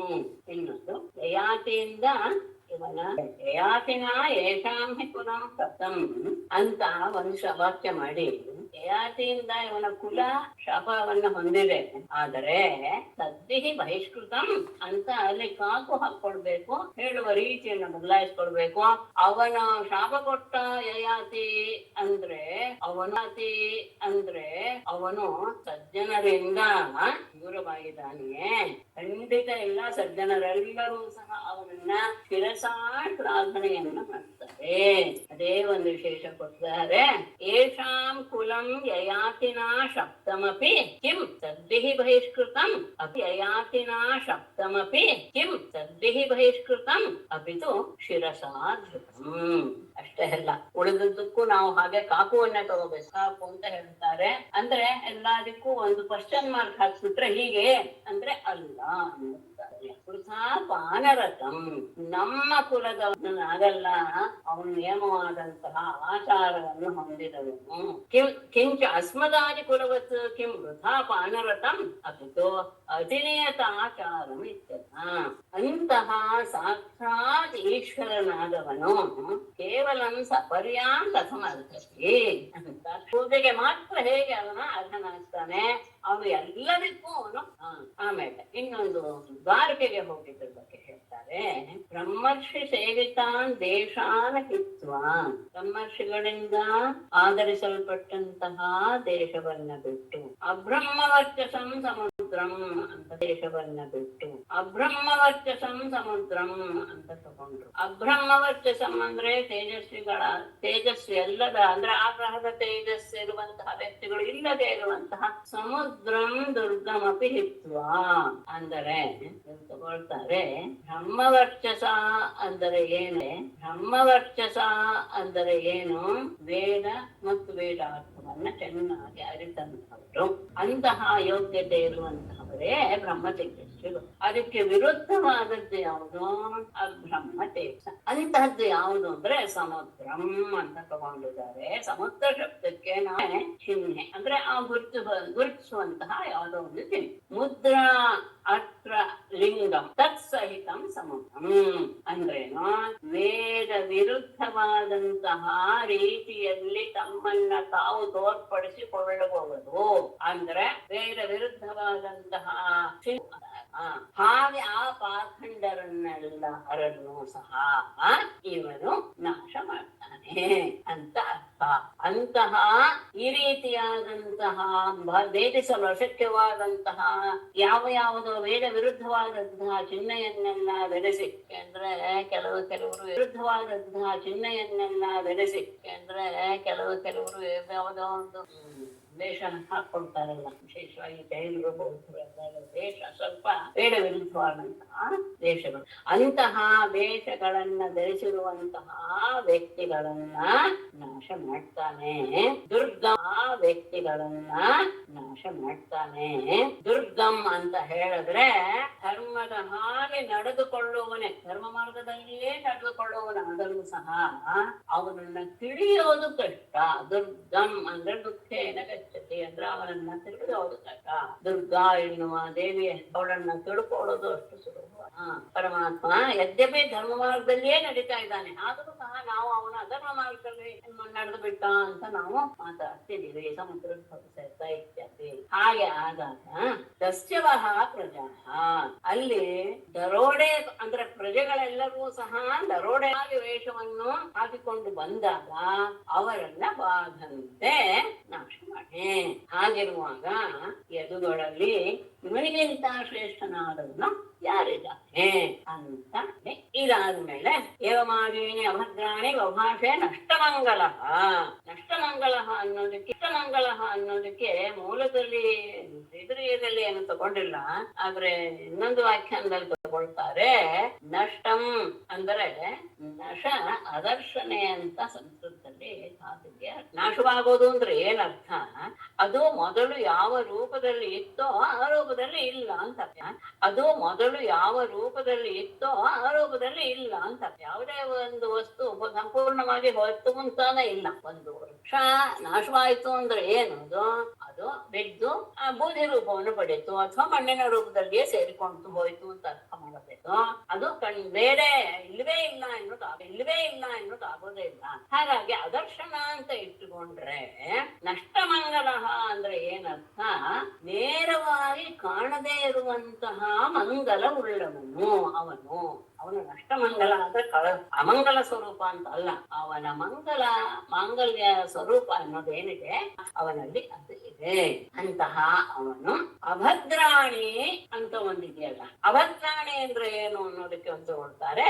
ಯಾರಲ್ಲಿ ಮಂಗಲಕರವಾದಂತಹ ಭಾವನೆಗಳು ಇಲ್ಲವೋ ಅವರನ್ನು ಕುರಿತು ಈ ಮಾತನ್ನು ಹೇಳಿ ಅಲ್ಲಿಗೆ ಇನ್ನೊಂದು ಅರ್ಥದ ಯೋಗ್ಯ ಅರ್ಥ ಅದಲ್ಲ ಅದದೇ. ಹೀಗೆ ಆ ಆತನ ಮಾತನ್ನ ಕೇಳಿ ಎಲ್ಲರಿಗೂ ಸಹ ಬಹಳ ಕೋಪ ಬಂತು. ಕೃಷ್ಣ ಏನೋ ಹೇಳದೆ ಮೌನವಾಗಿದ್ದ. ಆದರೆ ಭಗವನ್ ನಿಂದೆಯನ್ನ ಕೇಳ್ತಾ ಇದ್ದಂತಹ ಆ ಸಭೆಯಲ್ಲಿರುವಂತಹ ವ್ಯಕ್ತಿಗಳು ಕಿವಿಗಳನ್ನು ಮುಚ್ಚಿಕೊಂಡು ಅಲ್ಲಿಂದ ಹೊರಡುವಾಗ ಶಿಶುಪಾಲನನ್ನ ಶಿಶುಪಾಲನಿಗೆ ಶಾಪವನ್ನು ಕೊಡ್ತಾನೆ ಸಭೆಯಿಂದ ಹೊರಗೆ. ಯಾಕೆ ಅಂದ್ರೆ ಒಂದು ಮಾತಿದೆ, ಪರಮಾತ್ಮನ ನಿಂದೆಯನ್ನಾಗಲಿ ಪರಮಾತ್ಮನ ಭಕ್ತರ ನಿಂದೆಯನ್ನಾಗಲಿ ಕೇಳುವ ಸಂದರ್ಭ ಒದಗಿದಾಗ ಯಾವ ವ್ಯಕ್ತಿ ಅಲ್ಲಿಂದ ಸ್ಥಳವನ್ನ ಬಿಟ್ಟು ಹೋಗೋದಿಟ್ಕೊಂಡು ಅಧೋಗತಿಗೆ ಹೋಗ್ತೇನೆ. ಅದಕ್ಕೆ ಗುರು ನಿಂದೆ ಭಗವನ್ ನಿಂದೆಯನ್ನ ಕೇಳಬಾರ್ದು ಅಂತ ಶಾಸ್ತ್ರ. ನಮಗೆ ಅವ್ರನ್ನ ಎದುರಿಸೋಕ್ಕಾಗ್ಲಿಲ್ವಾ, ನಾವು ಆ ಸ್ಥಳದಿಂದ ಹೊರಟು ಬಂದ್ಬಿಡ್ತು. ಇದು ಅತ್ಯಂತ ಪಾಪಕರವಾದಂತಹ ವಿಷಯ. ಅದು ಕಿವಿಗೆ ಬಿದ್ದು ಅದು ಮನಸ್ಸಿಗೆ ಎಗದಾಗ ಹಿಂಸೆಯನ್ನ ಅನುಭವಿಸೋರು ನಾವು. ಕೋಪದಿಂದ ಶಿಶುಪಾಲನ ಕೊಲ್ಲಬೇಕು ಅಂತ ಎಲ್ಲ ಆಯುಧ ಎದ್ರು. ಶಿಶುಪಾಲನ ಏನು ಕಡಿಮೆ ಇಲ್ಲ, ಅವನಿಗೂ ಏನು ಹೆದರಿಕೆ ಆಗಲಿಲ್ಲ. ಅವನು ಖಡ್ಗಗುರಾಣಿ ಹಿಡಿದು ಕೃಷ್ಣನ ಪಕ್ಷವನ್ನು ವಹಿಸಿದಂತಹ ರಾಜರನ್ನ ಸ್ವಲ್ಪ ಬೈದ. ಅಷ್ಟರಲ್ಲಿ ಕೃಷ್ಣ ಎದ್ದು ನಿಂತ ಅವರೆಲ್ಲರನ್ನು ತಡೆದ. ಅದಕ್ಕೆ ನಿನ್ನೆ ನಮ್ಮನ್ನ ಹೇಳಿದ್ದೀನಿ, ಯಾಕೆ ತಕ್ಷಣ ಎದ್ದು ಆತನನ್ನ ತಾನೇ ಕೊಂದು ಹಾಕ್ಬಿಟ್ಟ ಅಂದ್ರೆ ಇವನೇನಾದ್ರು ಮುಂದೆ ನುಗ್ಗಿ, ಯಾಕೆ ಅಂದ್ರೆ ಅವನು ನನ್ನ ಪಾರ್ಷದ, ಅವನು ಬಲಶಾಲಿ, ಹಾಗಾಗಿ ಇವರೆಲ್ಲರನ್ನು ಯಾರನ್ನಾದ್ರೂ ಕೊಂದು ಬಿಡಬಹುದು ಅವನು ಅಂತ ಭಾವಿಸಿ ತಾನೇ ಅವನನ್ನ ಮೊದಲು ಕೊಂದು ಬಿಡ್ಬೇಕು ಅನ್ನೋ ದೃಷ್ಟಿಯಿಂದ ಅವನು ಎದ್ದು ಅವನನ್ನ ತನ್ನ ಚಕ್ರಾಗ ಅವನ ತಲೆಯನ್ನ ಕತ್ತ. ಹೀಗೆ ಆದ ತಕ್ಷಣ ದೊಡ್ಡ ಕೋಲಾಹಲವಾಯಿತು. ಚೈತ್ಯನ ಅನುಯಾಯಿಗಳು ಸಹ ಸದ್ಯ ಬದುಕಲು ಸಾಕು ಅಂತ ಅಲ್ಲಿಂದ ಓಡ್ ಹೋದ್ರು. ಆ ಸಂದರ್ಭದಲ್ಲಿ ಶಿಶುಪಾಲನ ದೇಹದಿಂದ ಹೊರಟ ಜ್ಯೋತಿ ಆಕಾಂಕ್ಷೆಯ ರೀತಿಯಲ್ಲಿ ಬಂದು ಎಲ್ಲರೂ ನೋಡ್ತಾ ಇರುವಾಗಲೇ ವಾಸುದೇವನಲ್ಲಿ ಅಗಿಬಿಟ್ಟು 3 ಜನ್ಮಗಳಲ್ಲಿ ಬೆಳೆದು ಬಂದಂತದ್ದು ಇಲ್ಲಿಗೆ ಮುಗೀತು. ಹಾಗೆ ವೈರದಿಂದ ತುಂಬಿ ಹೋಗಿತ್ತು ಆ ಶಿಶುಪಾಲ. ಈಗ 3ನೇದಾದ್ರಿಂದ ಆತ ಸತತವಾಗಿ ಪರಮಾತ್ಮನನ್ನೇ ಧ್ಯಾನ ಮಾಡ್ತಾ ಇದ್ದಿದ್ದ. ಸತತವಾಗಿ ಅದು ಯಾವುದೇ ಪ್ರೀತಿಯಿಂದಲಾಗಲಿ ದೇಶದಿಂದಲೇ ಯಾವುದೇ ಭಾವದಿಂದ ನಿರಂತರವಾಗಿ ಒಬ್ಬ ವ್ಯಕ್ತಿಯನ್ನ ಧ್ಯಾನಿಸ್ತಾ ಇದ್ದರೆ ಅವನ ರೂಪವನ್ನ ನಾವು ಪಡೆದುಬಿಡಿ. ರೂಪ ಪಡಿತೀವಿ ಅಂದ್ರೇನೋ ಅವನ ಹಾಗೆ ನಾವು ಆಗ್ಬಿಡ್ತೀವಿ, ಅವನ ಹಾಗೆ ನಡೆ ಎಲ್ಲೂ ಆಗ್ಬಿಡ್ತೀವಿ. ಯಾಕೆ ಅಂದ್ರೆ ಅವನು ಯಾವಾಗಲೂ ಕೃಷ್ಣನ ವಿಷಯವನ್ನೇ ಯೋಚನೆ ಮಾಡ್ತಾ ಇದ್ದಿದ್ರಿಂದ ಅದ್ಭುತವಾದ ಶಬ್ದ ಹೇಳ್ತಾರೆ, ಭಾವೋದಿ ಭವತ. ಕೊನೆಯ ಸಂದರ್ಭದವರೆಗೂ ಅವನು ನಿರಂತರವಾಗಿ ಪರಮಾತ್ಮನನ್ನೇ ಧ್ಯಾನ ಮಾಡ್ತಾ ಇದ್ರಿಂದ ಅದೇ ಮುಂದಿನ ಜನ್ಮಕ್ಕೆ ಕಾರಣವಾಯಿತು. ಅಂದ್ರೆ ಅವನು ನಿರಂತರವಾಗಿ ಕೃಷ್ಣನನ್ನೇ ಪರಮಾತ್ಮನನ್ನೇ ಧ್ಯಾನ ಮಾಡ್ತಾ ಇದ್ದಿದ್ರಿಂದ ಅವನು ಪರಮಾತ್ಮ ರೂಪವನ್ನೇ ಅದಾದ್ಮೇಲೆ ಯೋಗ್ಯ ರೀತಿಯಲ್ಲಿ ಎಲ್ಲರಿಗೂ ದಾಸೋಯಾಗವೆಲ್ಲವೂ ಸಹ ಬಹಳ ಚೆನ್ನಾಗಿ ನಡೆಯಿತು. ಎಲ್ಲರಿಗೂ ದಕ್ಷಿಣೆಯನ್ನೆಲ್ಲ ಇಟ್ಟು ಎಲ್ಲರನ್ನು ಗೌರವಿಸಿ ಅವಭೃತ ಸ್ನಾನವನ್ನು ಮಾಡಿದ. ಆಮೇಲೆ ಧರ್ಮರಾಜನ ಯಾಗವನ್ನ ನಡೆಸಿಕೊಟ್ಟ ಮೇಲೆ ಅವನ ಮತ್ತು ಮಿತ್ರರ ಪ್ರಾರ್ಥನೆಯ ರೀತಿಯಲ್ಲಿ ಇಂದ್ರಸಲ್ಲಿಗೆ ಸಂಪಾದನೆ ಆಯ್ತ. ಅದಾದ ಮೇಲೆ ಧರ್ಮರಾಜನ ಒಪ್ಪಿಗೆ ಇಲ್ದಿದ್ರು ಸಹ ಬಲವಂತವಾಗಿ ಅವನ ಒಪ್ಪಿಗೆಯನ್ನು ಪಡೆದು ವಾಸುದೇವ ತನ್ನ ಪತ್ನಿ ಮಂತ್ರಿಗಳಿಂದ ಹೊರಟ. ಈ ಹೊರಟ ಎನ್ನುವಂತಹದ್ದಕ್ಕೆ ಇಂಥ ಮೊದಲನೇ ವಿಷಯ ಮತ್ತೆ ಮುಂದೆ ಹೇಳ್ತಾರೆ ಶುದ್ಧ ಅಂದ್ರೆ ಇಲ್ಲಿ ಹೊರಟ ಅಂತ ಆಗೋಗಿದೆ. ಮತ್ತೆ ಪರೀಕ್ಷಿತನ ಪ್ರಶ್ನೆ ಬಂದಿದ್ದರಿಂದ ಮತ್ತೆ ಅವ್ರು ಸ್ವಲ್ಪ ಹಿಂದಕ್ಕೆ ಹೋಗಿ ಮುಂದೆ ಬಂದಿದ್ದಾರೆ. ಹೀಗೆ ಎದುಗಳಿಗೆ ರಾಜ್ಯ ಇಲ್ಲ ಅಂತ, ರಾಜ್ಯರಿಗೆ ಅರ್ಹ ಅಲ್ಲ, ನೀವು ರಾಜ್ಯದಿಂದ ಇದು ಏನು ಬಹಿಷ್ಕೃತರು ಅಂತ ಹಾಕ್ಬಿಡ್ತಾನೆ. ಅಲ್ಲ ಇದು ಪ್ರಸಿದ್ಧ ವಿಷಯ, ಹಾಗಾಗಿ ನಾನೇನು ಅದನ್ನ ಹೆಚ್ಚು ವಿಸ್ತಾರ ಹೋಗಿಲ್ಲ. ಹಿಂದೆ ಬಂದು ಅದೇ ಮಕ್ಕಳಲ್ಲಿ ಅವನ ಯೌವನವನ್ನ ಬೇಡ್ತಾನಲ್ಲ,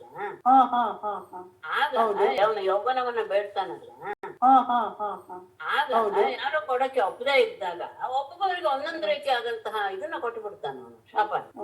ಕೊನೆಗೆ ಪುರು ಒಪ್ಕೊಂಡಾಗ ಅವನಿಗೆ ರಾಜ್ಯ ಕೊಡ್ತೀನಿ ಅಂತ ಅದನ್ನು ಮತ್ತೆ ಶುಕ್ರಾಚಾರ್ಯನಿಗೆ ಅದು ಹೇಳೇ ಬಿಟ್ಟಿರ್ತಾನ ಅವನೇ ತಾನೇ ಶಾಪ ಕೊಡೋದು ಇವನಿಗೆ ಮುದುಕನಾಗುವಂತ. ಆ ಯವನ ಪಡಿಬೇಕು ಹೇಗೆ ಅಂದಾಗ ನಿನ್ನ ಮಕ್ಕಳಲ್ಲಿ ಯಾರಾದ್ರೂ ಕೊಡೋದಾದ್ರೆ ಆಗ್ಬೋದು ಅಂತ. ಆಗ ಅವನು ಏನಾಯ್ತು ಒಂದು ಮಾತನ್ನು ಹೇಳಿರ್ತಾನೆ, ನನ್ನ ಮಕ್ಕಳಲ್ಲಿ ಯಾರು ನನಗೆ ಇದನ್ನ ಒಪ್ಪಿಗೆ ಕೊಡ್ತಾರೋ ಅವರಿಗೆ ನಾನು ರಾಜ್ಯಭಾರ ಕೊಡೋದು ಅಂತ. ಯಾಕೆ ಅಂದ್ರೆ ಹಿರಿಯನಿಗೆ ರಾಜ್ಯಭಾರ ಕಟ್ಬೇಕು ತಾನೆ, ಅದನ್ನ ನಾನು ಪಾಲಿಸೋದಿಲ್ಲ, ನೀವು ಅದಕ್ಕೆ ಸಮ್ಮತಿಸ್ಬೇಕು ಅಂತಾನೆ. ಅದನ್ನ ನಾನು ಪಾಲಿಸೋದಿಲ್ಲ, ನೀವು ಅದಕ್ಕೆ ಸಮ್ಮತಿಸ್ಬೇಕು ಅಂತ ಅದನ್ನು ಒಪ್ಪಿಗೆ ತಗೊಂಡೇ ಬಂದ್ಬಿಟ್ಟು ಅದಕ್ಕೆ ಗುರು ಒಪ್ಕೊಳ್ಳೋದು ಅಂತ. ಅದು ಗುರು ಏನು, ಇವನು ಶರ್ಮಿಷ್ಠೆಯ ಮಗ. ಶರ್ಮಿಷ್ಠೆಗೆ 3 ಜನ, ಇವನಿಗೆ 2, ದೇವನಿಗೆ 2. ಅದರಲ್ಲಿ ಒಬ್ಬ ಮಗನಿಗೆ ತುರ್ವಸು ಎನ್ನುವನಿಗೆ ಹುಟ್ಟಿದವನೇ ಎಂಬಂತಪ್ಪ. ಅವಾಗ ಒಂದಷ್ಟು ಜಾತಿ ಬಗ್ಗೆ ಮಾತಾಡುದಲ್ಲ, ಮ್ಲೇಚ್ಛರು. ಯದುವಿನ ಮಗನ ಒಂದು ವಂಶವೇ ಮ್ಲೇಚ್ಛರ ಆಗಿ ಬಂತು ಅಂತ. ಅವರೆಲ್ಲರೂ ನೀವು ಇದರಲ್ಲಿ ನಗರದಲ್ಲೇ ಇರಬೇಡಿ, ನೀವು ಕಾಡಲ್ಲಿ ವಾಸ ಮಾಡಿ ಅಂತ ಅವ್ರಿಗೆ ಶಾಪ ಕೊಟ್ಬಿಡ್ತಾನೆ. ಒಬ್ಬೊಬ್ರಿಗೆ ಒಂದೊಂದ್ ರೀತಿ ಶಾಪ, 4 ಜನರಿಗೂ. 5ನೇವನ್ ಮಾತ್ರ ಒಪ್ಕೊಳ್ತಾನೆ, ಹಿಂದಿರ್ಕೊಡುವ. ಹಾಗಾದ್ರೆ ಇವ್ರು ದೇವಯಾನಿ ಮಕ್ಕಳ ಮೇಡಮ್, ಯಾದವಂಶದವರು? ಹೌದು ಹೌದು. ಯಾಕೆ ದೇವಯಾನಿ? ಯದು, ತುರ್ವಸು, ಧ್ರುಯ್ಯು, ಅದೇ ಕುರು ಆಯ್ತಲ್ಲ, ಅನು ದೃಶ್ಯ, ತುರ್ವಸು, ಯದು, ಆಮೇಲೆ ಪುರು. ಯದು ಅಲ್ಲ ಅನ್ಸುತ್ತೆ ಮೊದಲನೇ ಮಕ್ಕಳ ಹೆಸರು ನಾಲ್ಕಿಲ್ಲ, ಮತ್ತೆ ಹಿಂದಕ್ಕೆ ಹೋಗ್ಬೇಕು. ಯವನ ಕೊಡದೇ ಇದ್ದಾಗ ಅವನ ಮುಪ್ಪನ್ನ ತಗೊಳ್ದೇ ಇದ್ದಾಗ ಕೊಟ್ಟಿದ್ ಶಾಪ. ಹೌದು, ಆ ಶಾಪನೆ. ಸರಿ. ಮತ್ತೆ ಉಗ್ರಸೇನ ರಾಜ ಆಗಿರ್ತಾನಲ್ಲ ಮೇಡಮ್ ಹಾಗಾದ್ರೆ? ಹೌದು, ಅದೇ ಹೇಳಿದ್ನಲ್ಲ, ಅವಾಗಲೂ ಈ ವಿಷಯ ಬಂದಿತ್ತು. ನೀವೆಲ್ಲ ಇಂಥ ವಿಷಯವನ್ನ ಮಾರ್ಕ್ ಮಾಡಿ ಇಟ್ಕೊಳ್ಬೇಕು. ನಾವು ಅದ್ ಹೇಳಿದ್ದೆ, ಯದ್ಯಪಿ ಅವನಿಗೆ ಇಲ್ಲ, ಆದರೂ ಪರಮಾತ್ಮನ ಎದುರಿಂದ ಕೃಷ್ಣನ ತಾನೇನೆ ಅಂತ ಹೇಳಿದ್ರಿಂದ ಅದು ಆಗೋಯ್ತು ಉಗ್ರಸೇನನಿಗೆ. ಅದನ್ನ ಹೇಳ್ತಾನೆ, ಪರಮಾತ್ಮನ ಕೃಷ್ಣ ತಾನೇ ನಿಂತು ಮಾಡಿದ್ರಿಂದ ಅದೊಂದು ಅಪವಾದ ರೂಪವಾಗಿ ಉಗ್ರಸೇನನಿಗೆ ರಾಜ್ಯಭಾರ ಸಿಕ್ತು. ಅದು ಬಂತು.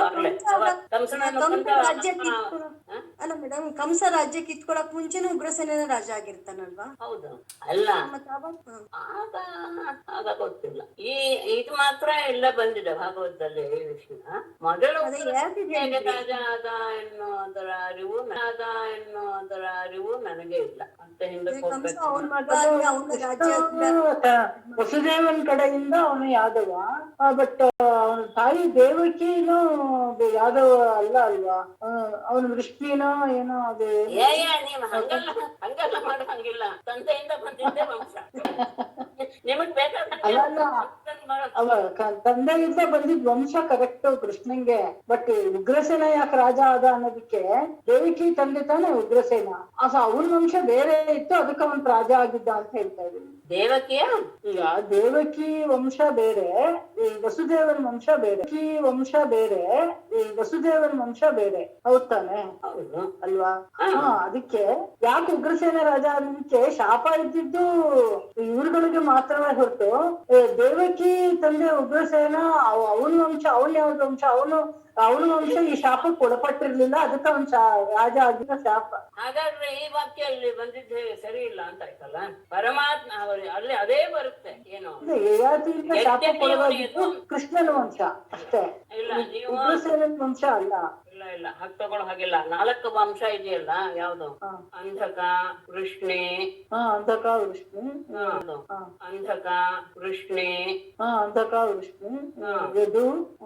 ಯದು ಅಂತ 5-6 ಇದೆ ಅಲ್ಲಿ. ಅಷ್ಟು ಜನಕ್ಕೂ ಶಾಪ ಇದೆ ಹಾಗಾದ್ರೆ? ಅಲ್ಲ, ಯದುವಿನಿಂದ ಬಂದವರು ಅವರೆಲ್ಲ, ಆಮೇಲೆ ಅವರವರ ಹೆಸರಿನಿಂದ ಬೇರೆ ಆದವ್ರು ಅವರೆಲ್ಲ ಅಷ್ಟೇ.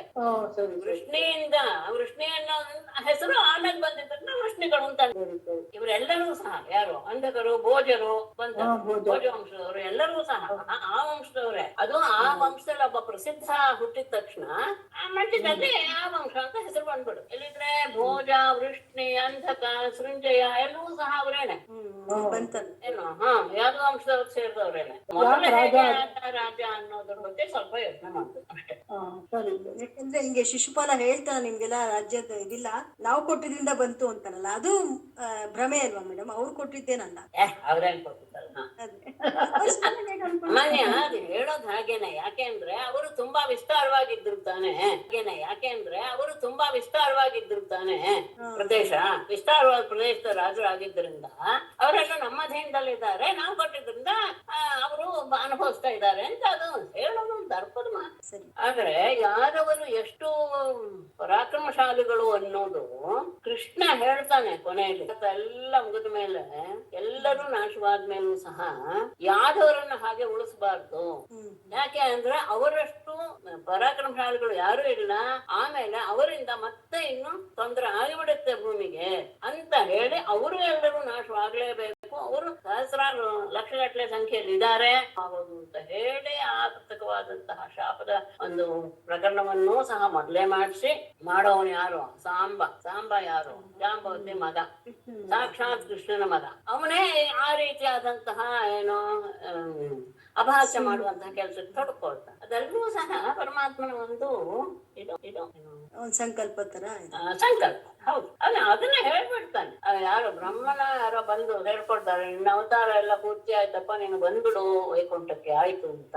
ಆಗ ಅವ್ನು ಹೇಳ್ತಾನೆ, ಇಲ್ಲ ಇನ್ನೊಂದ್ ಸ್ವಲ್ಪ ಶೇಷ ಇದೆ, ಅದನ್ನ ಮುಗಿಸ್ಬಿಟ್ಟು ನಾನು ಬರ್ತೇನೆ ಅಂತ ಹೇಳಿ ಅವರೆಲ್ಲರೂ ಪರಸ್ಪರ ಹೊಡೆದಾಡ್ಕೊಂಡು ಸತ್ತ ಮೇಲೆ ಅದಕ್ಕೇನೆ ಉದ್ಧವನ ಬಗ್ಗೆ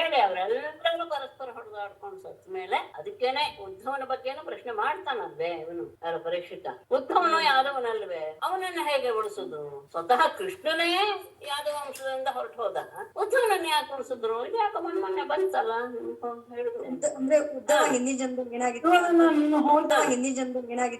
ನೀನು ಹೋಗಿ ಇದನ್ನೆಲ್ಲ ಹೇಳು ಅಂತ ಅದೇ ಅವನು ಹೇಳೋದು, ಯಾರು ಶುಕ್ರ ಹೇಳೋದು. ಆತನಿಗೆ ಎಲ್ಲ ವಿದ್ಯೆಯನ್ನು ಎಲ್ಲ ಜ್ಞಾನವನ್ನು ಅವನಿಗೆ ಉಪದೇಶಿಸಿ, ನೀನು ಬದರಿಕಾಶ್ರಮದಲ್ಲಿ ಹೋಗಿ ನೆಲೆಸು, ಅಲ್ಲಿ ಯಾರ್ಯಾರು ಬಂದರೂ ಸಹ ಅವರಿಗೆ ಈ ವಿಷಯ ಜ್ಞಾನವನ್ನ ಪ್ರಸಾರ ಮಾಡು ಅಂತ ಹೇಳಿ ಅವನೊಬ್ಬನನ್ನ ಉಳಿಸಿದ. ಸರ್ವೇ ನಿಯಮ ಸಾಪವಾದ. ಯಾವುದೇ ಒಂದು ಸಾಮಾನ್ಯ ನಿಯಮ ಇರಲಿ, ಅದಕ್ಕೊಂದು ಎಕ್ಸೆಪ್ಷನ್ ಇದ್ದೇ ಇದೆ ಎಲ್ಲದಕ್ಕೂ, ಪ್ರತಿಯೊಂದಕ್ಕೂ. ಹಾಗೆ ಅವನೊಬ್ಬ ಉಳ್ಕೊಂಡ, ಅವನಿಂದ ಲೋಕಕ್ಕೆ ಉದ್ಧಾರವಾಗಬೇಕು ಅನ್ನೋದೇ ಪರಮಾತ್ಮನ ಮನಸ್ಸಿನಲ್ಲಿ ಇದ್ದಂತಹ ಉಗ್ರಸೇನ ಮೊದಲು ಹೇಗೆ ರಾಜ ಆದ ಅನ್ನೋದ್ರ ಬಗ್ಗೆ ಸ್ವಲ್ಪ ನಾನು. ಇವಾಗಿನ ಯಾದವ ವಂಶದರಲ್ವಾ ಮೇಡಮ್, ಬೇರೆಯವರಲ್ಲ. ಇವಾಗ ಯಾದವ್ ಅಂತ ಸರ್ನೇಮ್ ಇಟ್ಕೊಂಡಿರ್ತಾರಲ್ಲ, ಮುಲಾಯಂ ಸಿಂಗ್ ಯಾದವ್ ಅಲ್ಲ, ಇವರೆಲ್ಲ ನಮ್ಮ ಬಿಹಾರದಲ್ಲಿ ಇದಾನಲ್ಲ ಲಾಲು ಪ್ರಸಾದ್ ಯಾದವ್, ಅವರೆಲ್ಲ ಯಾದವ ವಂಶದವರು ಅಂತ ಹೇಳ್ಕೊಳ್ತಾರೆ. ಅಂದ್ರೆ ಆ ಯುಗದಿಂದ ಈ ಯುಗಕ್ಕೂ ಅದು ಉಳ್ಕೊಂಡ್ ಬಂದಿದೆ. ವಂಶದವರು ಅಂತ ಅಂದ್ರೆ ಆ ಯುಗದಿಂದ ಈ ಯುಗಕ್ಕೂ ಅದು ಉಳ್ಕೊಂಡ್ ಬಂದಿದೆ. ವಂಶದವರು ಅಂತ ಅಲ್ಲಮ್ಮ. ಇನ್ನೊಂದು ನಾಟಕ ಇಟ್ಕೊಳ್ಳಿ, ಇದು ತುಂಬಾ ಕೊನೆಯಲ್ಲಿ ಬಂದಿದ್ದು ಯಾವ್ದು, ಮಹಾಭಾರತ ಮುಗಿದಿದ್ದು, ಕೃಷ್ಣನ ಇದಾಗಿದ್ದು ಇನ್ನೇನು ಅದೇ ಅವನು ಹೋದ ತಕ್ಷಣ ಕಲಿ ಪ್ರವೇಶ ತಾನೆ, 5000 ವರ್ಷಗಳ ಹಿಂದೆ ಏನು ಇದಾಗಿತ್ತು. ದ್ವಾಪರ ಯುಗ ಇನ್ನೇನ್ ಮುಗಿತಾ ಇದೆ ಅನ್ನುವಾಗ್ಲೇನೆ ಕೃಷ್ಣನ ನಿರ್ಯಾಣ ಆದ ತಕ್ಷಣ ಕಲಿಯ ಪ್ರವೇಶವಾಯಿತು. ಅದನ್ನ ಪರೀಕ್ಷಿತ ಆರಂಭದಲ್ಲೇ ನಾವು ಅದನ್ನ ನೋಡಿದೀವಲ್ಲ, ಕಲಿಯನ್ನು ಅವನು ನಿಗ್ರಹ ಮಾಡ್ತಾನೆ. ನಾನಿರೋವರೆಗೂ ನೀನು ಒಳಗ್ ಪ್ರವೇಶ ಮಾಡೋದಿಲ್ಲ. ಹಾಗಾಗಿ ಪರೀಕ್ಷಿತ ಇರುವವರೆಗೂ ಸಹ ಕಲಿ ತನ್ನ ಪ್ರಭಾವವನ್ನು ತೋರಿಸೋದಿಲ್ಲ. ನಾವೇನು ಹಿಂದಿನ ಅಧ್ಯಾಯದಲ್ಲೇ ಇದೀವಲ್ಲಮ್ಮ ಅನ್ಕೊಂಡಿದ್ವಿ. ಆಯ್ತು, ಅಂದ್ರೆ ಅದೇ ಎರಡನೇ ಅರ್ಥ ಹೇಳ್ಬೇಕಾಗಿತ್ತು. ಅಲ್ಲ, ನಮ್ಮ ಅಂದ್ರೆ ನಮ್ಮ ಋಷಿಮುನಿಗಳು ಇನ್ನೊಬ್ಬರ ಬಾಯಿಂದ ಹೊರಡಿಸುವಂತಹ ಶಬ್ದವನ್ನು ಸಹ ಆ ವ್ಯಕ್ತಿಯ ಯೋಗ್ಯತೆ ಮತ್ತು ಆ ವ್ಯಕ್ತಿಯಿಂದ ಶಬ್ದ ಬರಬಾರ್ದು ಇತ್ಯಾದಿ ಎಲ್ಲ ಯೋಚನೆ ಮಾಡಿ ಅಂತಹ ಶಬ್ದವನ್ನೇ ಬಳಸಿ ನಮಗೆ ಕೊಟ್ಟಿದ್ದಾರೆ ಅಂದ್ರೆ ಅವರ ಯೋಗ್ಯತೆ ಏನು ಅನ್ನೋದು ಮಾತ್ರ ಬಹಳ ಊಹಿಸಕ್ಕೂ ಸಾಧ್ಯತೆ ಇರುವಂತಹ ಜ್ಞಾನ ಇತ್ತು ಅವರಲ್ಲಿ ಅಂತ. ಅದೇನೆ, ಅದು ತುಂಬಾ ನಂಗೆ ಅದೆಲ್ಲ ಅದೆಲ್ಲ ತುಂಬಾ ಆಶ್ಚರ್ಯ ಅನಿಸ್ಬಿಡುತ್ತೆ. ಕೆಲವು ಶಬ್ದಗಳ ಪ್ರಯೋಗ, ಕೆಲವೇನು ಹೆಚ್ಚು ಕಡಿಮೆ ಭಾಗವತಲ್ಲಿ ಎಲ್ಲ ಶಬ್ದಗಳು ಅರ್ಥವನ್ನೇ ಹಾಕಿದ್ದಾರೆ ಹೊತ್ತು ಒಂದು ಸಹ ಏನಿದು ಹಾಕದೇ ಇದ್ರು ನಡೀತಿತ್ತು ಅನ್ನೋ ಹಾಗೆ ಇಲ್ವೇ ಇಲ್ಲ. ಇದೇ ಇರ್ಬೇಕಾಗಿತ್ತು ಅನ್ನೋ ಹಾಗೆ ಇದೆ ಅನ್ನೋದು. ಇವನ್ನ ಭಗವದ್ಗೀತೆಯಲ್ಲಿ ಕೃಷ್ಣ ಒಂದೊಂದ್ಸಲ ಅರ್ಜುನನ್ ಬೇರೆ ಬೇರೆ ಹೆಸರಿನ ಕರೆದಾಗ್ಲೂ ಆ ಸಂದರ್ಭಕ್ಕೆ ತಕ್ಕಾಗ ಆ ಹೆಸರನ್ನೇ ಅದೇ ಸಂಬೋಧನೆ ಮಾಡ್ತಾರೆ. ವ್ಯಾಸರಿಂದ ಬಂದಿದ್ದಲ್ಲ. ಆಯ್ತು, ಏನಾಯ್ತು? ಆಮೇಲೆ ಜಯವಿಜಯರ ವಿಷಯವನ್ನು ನಾನು ನಿಮಗೆ ತಿಳಿಸಿದ್ದೀನಿ. ರಾಷ್ಟ್ರಯಾಗ ಆದ್ಮೇಲೆ ಅವರು ತಕ್ಷಣ ಶೋಭಿಸಿದ ಪ್ರತಿಯೊಬ್ಬರೂ ಸಹ, ದೇವತೆಗಳು, ಮಾನವರು, ಆಕಾಶವಾಸಿಗಳು ಎಲ್ಲರೂ ಸಹ ಧರ್ಮರಾಜನಿಂದ ಗೌರವವನ್ನು ಪಡೆದು ಕೃಷ್ಣನನ್ನ, ಯಾಗವನ್ನ ಎಲ್ಲರೂ ಹೊಗಳುತ್ತಾ ಸಂತೋಷದಿಂದ ತಮ್ಮ ಮನೆಗೆ ತೆರಳಿದರು. ಆದರೆ ಒಬ್ಬನಿಗೆ ಮಾತ್ರ ಇದು ಯಾವುದೂ ಸಹ ಸಹಿಸಲಿಲ್ಲ. ಯಾರು ಮಾರಕನಾದಂತಹ ಒಬ್ಬ ದುರ್ಯೋಧನ. ಅವನಿಗೆ ಇವನ ಐಶ್ವರ್ಯವನ್ನು ಕಂಡು ಸಹಿಸಲಿಲ್ಲ. ಎಲ್ಲರಿಗೂ ಸಂತೋಷವಾಯ್ತು, ಅವನೊಬ್ಬನು ಬಿಟ್ಟು ಅಂತ ಹೇಳಿ ಈ ವೃತ್ತಾಂತದ ಬಗ್ಗೆ ರಾಜಸೂಯಾಗದ ವಿಷಯವನ್ನ ಯಾರು ಪಠಣ ಮಾಡ್ತಾರೋ ಅವ್ರಿಗೆ ಎಲ್ಲ ಒಳ್ಳೆಯದೇ ಅಂತ ಆದ್ಮೇಲೆ ಪರೀಕ್ಷಿತನ ಪ್ರಶ್ನೆ ಅದರಿಂದ ಮತ್ತೆ ಸ್ವಲ್ಪ ನಾವು ಹಿಂದಕ್ಕೆ ಹೋಗ್ತೀವಿ. ಜ್ಞಾಪಕ ಇಲ್ಲಿ ಹೋಗಿ ಆಯ್ತಲ್ಲ ಅಂತ ನೀವು ಭಾವಿಸ್ಬೋದು. ಇಲ್ಲ, ಅದಕ್ಕೆ ಇವನ ಪ್ರಶ್ನೆಗೋಸ್ಕರ ಮತ್ತೆ ಹಿಂದಕ್ಕೆ ಹೋಗ್ತಾರೆ. ಅವೃತ ಸ್ನಾನದಿಂದ ತಗೊಂಡ್ ಬರ್ತಾರೆ. ಅವೃತ ಸ್ನಾನ ಅಲ್ಲ, ಇದರ ಏನು ರಾಜಸೂಯಾಗದ ನಾರಾಯಣಂ ನಮಸ್ಕೃತ್ಯ ನರಂ ಚೈವ ನರೋತ್ತಮಂ ದೇವೀಂ ಸರಸ್ವತೀಂ ವ್ಯಾಸಂ ತತೋ ಜಯಮುದೀರಯೇತ್. ಸರ್ವೇ ಭವಂತು ಸುಖಿನಃ, ಸರ್ವೇ ಸಂತು ನಿರಾಮಯಾಃ, ಸರ್ವೇ ಭದ್ರಾಣಿ ಪಶ್ಯಂತು, ಮಾ ಕಶ್ಚಿತ್ ದುಃಖಭಾಗ್ ಭವೇತ್. ನಮಸ್ಕಾರ ಮೇಡಮ್. ನಮಸ್ಕಾರ. ಧನ್ಯವಾದಗಳು ಮೇಡಮ್.